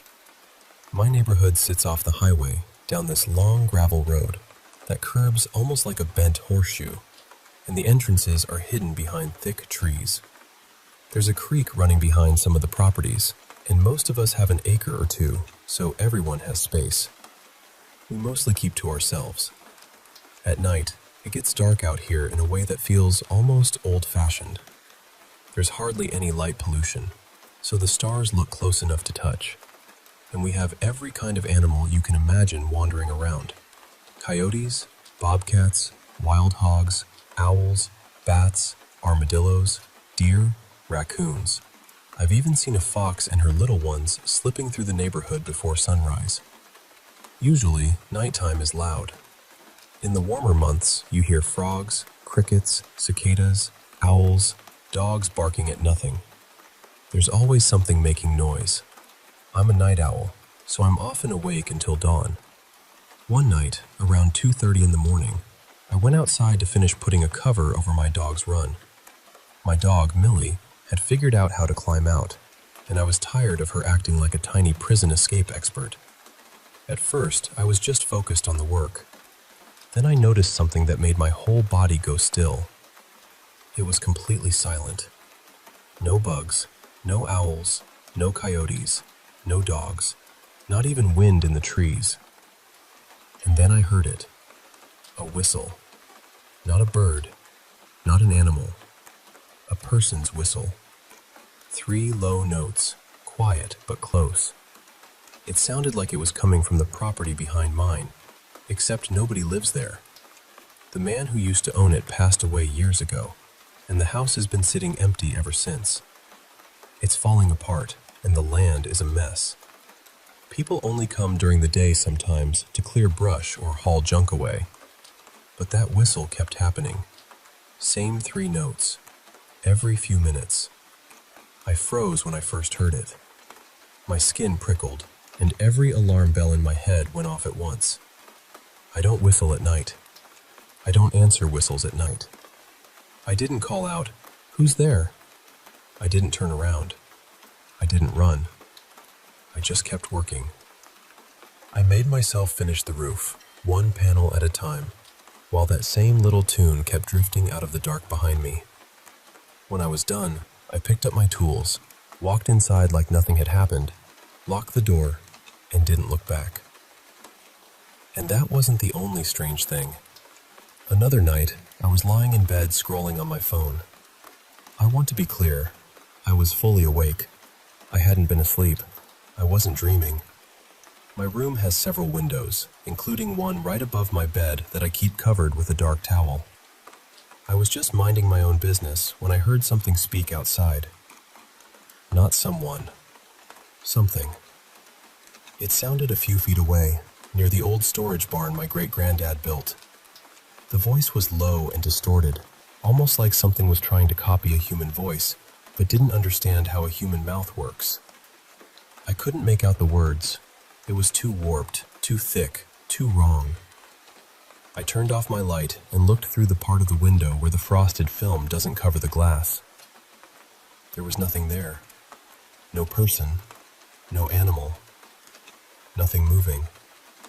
This neighborhood has seen some awful things too. One of my neighbors died in a house fire not long ago. His place didn't just burn, it exploded. He was an older man, a retired art teacher, kind in his own strange way. But he struggled a lot and lived surrounded by clutter. His property was packed with old furniture, cars, sculptures, and cane growing everywhere. From what people said, something caught near one of his heaters, and then the fuel tanks went up. The fire spread unbelievably fast. His dog got out. He didn't. The strangest part was that there was another house on the same property, and somehow it was untouched. The fire swallowed nearly everything around it, but that house and the cars nearby didn't even seem damaged. I've seen other things out here too. Once, my ex and I watched a huge ball of light fall from the sky straight toward my yard. We both ran outside to see where it landed, but there was nothing. No impact, no smoke, no sound. Nobody else nearby mentioned seeing it. I know how all of this sounds, I really do. But when these things happened, I was awake, clear-headed, and aware of what was real. A lot has happened on this land. Good people have lived here. Bad people, too. People have died here. Animals have suffered here. I don't know if any of that connects to what I've experienced. What I do know is that I don't want to interact with whatever is out there. I don't answer it. I don't follow it. I don't whistle back.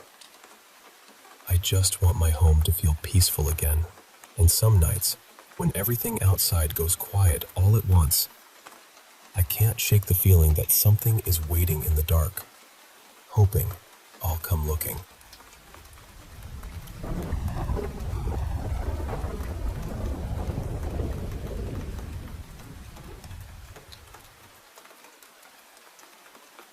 This happened more than 20 years ago, but I still remember the feeling of that morning with awful clarity. My younger brother, Matthias, had some friends over for a sleepover, and by the end of the night, they decided they were going to play what people in Argentina call Juego de la Copa. It is basically like a Ouija board, except you make it yourself. You cut out letters, yes, no, and then you use a wine glass or a champagne glass to move around the table. At the time, kids at school were always doing it at sleepovers, mostly because they thought it was exciting to play with fire. But there were rules. Once you finished, you were supposed to say goodbye properly. Then you had to slide a piece of paper under the glass without lifting it, open a window, remove the paper, and close the window. It was close to 6 in the morning. I had barely slept because of the noise, and I had to leave soon for an internship. So I went over to see what they were doing. I stood there watching them, mostly because I felt uneasy, and I reminded them more than once to be careful and follow the rules. The house itself already had a heavy feeling to it. It was an old townhouse in Buenos Aires from the early 1900s. It belonged to my grandparents, though they had never actually lived there. And the table they were using had been passed down through the family, from my uncles to us. So even before anything happened, it already felt like there was too much history in the room. At first, nothing happened. Just the usual nervous laughing and pretending. A couple of times they clearly faked it and acted like there was a spirit moving the glass. But then something changed. The glass started moving differently, stronger, faster, randomly but with force. Everyone immediately began accusing each other of pushing it, but I could hear it in their voices. They were scared. Whatever was moving the glass refused to give a name. It only said it was a woman, and with every question, it seemed to get more aggressive. One of the common questions people ask is whether the spirit dislikes anyone at the table. The glass shot straight toward my brother. That was when I had to leave. Before I went, I told them to say goodbye and do everything properly. Matthias knew the rules. They were around 15, old enough to understand that they should not mess around with it. But they didn't listen. They just lifted the glass and went to bed. About a week later, strange things started happening in the house. Doors opened on their own. Floorboards creaked like someone was walking through the rooms, but nobody was there. Objects shifted, fell, or moved without explanation. My siblings were terrified, and honestly, so was I. They told my parents, but my father could deny rain while standing in a storm, and my mother was even worse when it came to pretending nothing was wrong. Then the television started acting up. They would change channels in a strange pattern. 1, 3, 5, 7, 9. Always odd numbers. My mother insisted the TVs were just broken, but we knew better. Then they began turning on and off by themselves.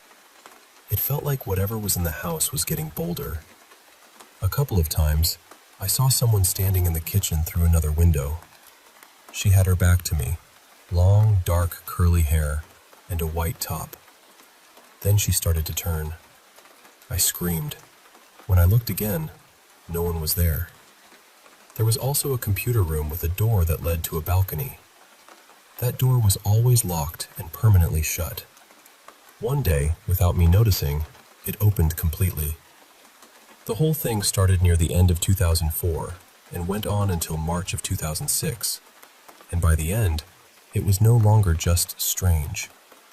It was horror movie bad. One night, something sat on my bed. I felt the mattress dip.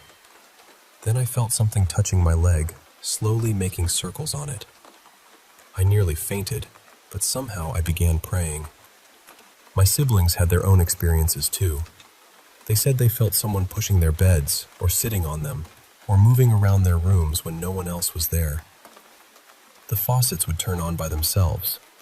Once, the kitchen faucet started running while I was on the phone with a friend, and she heard it. That was the first time someone outside the house witnessed anything. Another time, a friend came to visit. When we got back, the faucet near the entrance was completely open. I thought my parents had returned from the countryside, but they hadn't. It had opened on its own. Over time, I began to notice that whatever was there seemed to react to emotional moments in the house. If there was tension, sadness, fear, or conflict, things would get worse. And then came the worst moment. My brother was watching TV one night when the power went out, but somehow the television turned itself back on. The screen was incredibly bright, and across it there was a dark shape moving from one side to the other. It kept passing back and forth, never stopping, as if it knew he was watching. Matthias was so frightened he could barely move. Around that time, he was dating a girl whose father was very spiritual. He told the man what had been happening in the house.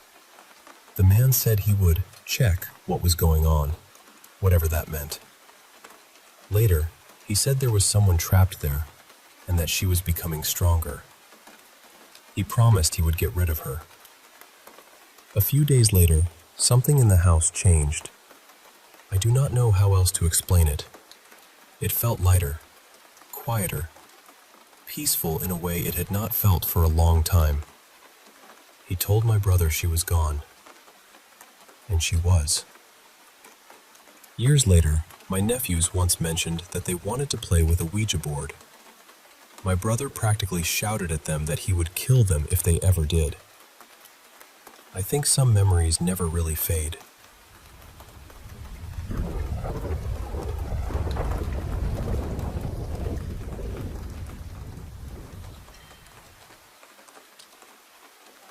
I grew up in a tiny town out in the Australian outback, in what everyone always said was the oldest house in the area.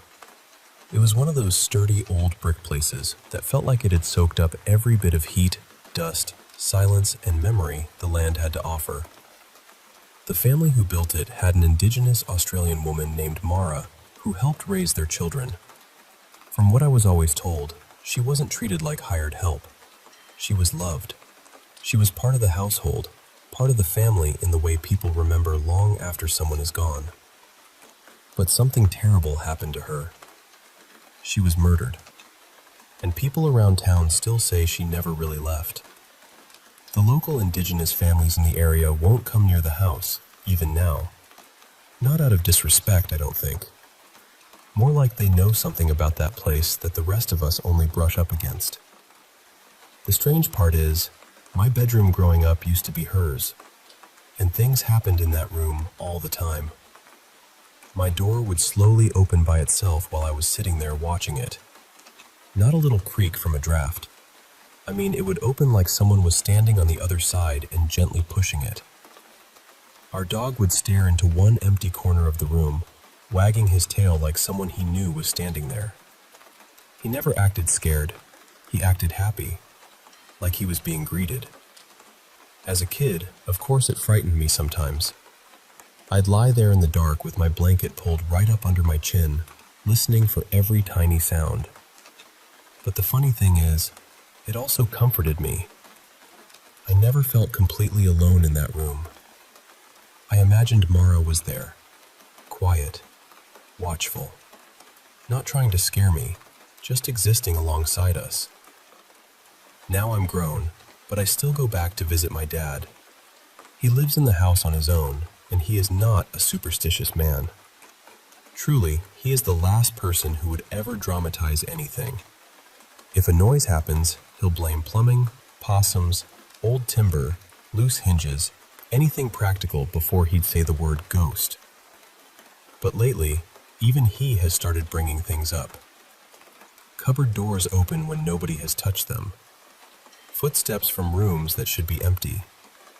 Knocking from the back of the house. The dog still staring at corners, wagging his tail at nothing. We always try to blame the house, except it's not some flimsy wooden shack groaning in the wind. It's solid brick, heavy, stubborn, built to last. A few months ago, we were sitting in the living room watching TV. The dog was asleep on the floor, completely out of it.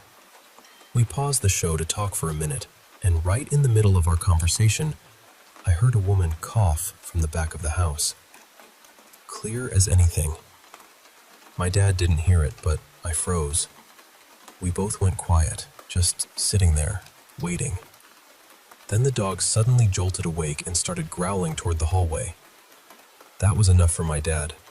He grabbed a flashlight and went through the house, then outside, checking the property. He came back with nothing. No one there. No explanation. When he sat back down, he said, very calmly, "That'll be her." I thought he was joking at first. Then he told me that whenever something strange happens in the house, every single cabinet door is open by morning. I laughed it off. I told myself he was trying to scare me. But I woke up early the next morning and walked into the kitchen. Every cabinet door was open. Every single one. I still tried to convince myself it was a prank because, honestly, that was easier. The next day, we were doing renovations in the kitchen. The house had barely been changed since it was built, so even small updates felt like we were disturbing something old and settled. We installed a sliding ranch-style door between the kitchen and the living room. That night, we went to bed. Sometime in the early hours, we woke to this loud slapping sound, over and over. It was the new door hitting the wall it slid against. My dad got up, thinking maybe the windows were open and a breeze was moving it. But outside, the air was completely still. Not even a whisper of wind. And the door wasn't loose either. It was open and sitting snug against the wall. For it to make that sound, someone would have had to lift it or shove it back and forth. We couldn't explain it. The next morning, we walked into the kitchen. Every cabinet door was open again. My dad looked at me and said, "She must not like the door." So we took it down. And since then, nothing strange has happened. People always get freaked out when I tell them this. They say things like, "How could you live there?" Or, "I'm never coming over." But I don't feel that way about it. Knowing she's there has brought me a strange kind of peace. I don't really get scared by paranormal stories anymore, because to me, it doesn't feel like horror. It feels more like sharing space with someone who was there long before me, someone who still has a say in the house. So we respect that. If Mara doesn't like the door goes. At this point, she feels less like a ghost and more like a quiet roommate. And honestly, I think that old house belongs to her as much as it belongs to us.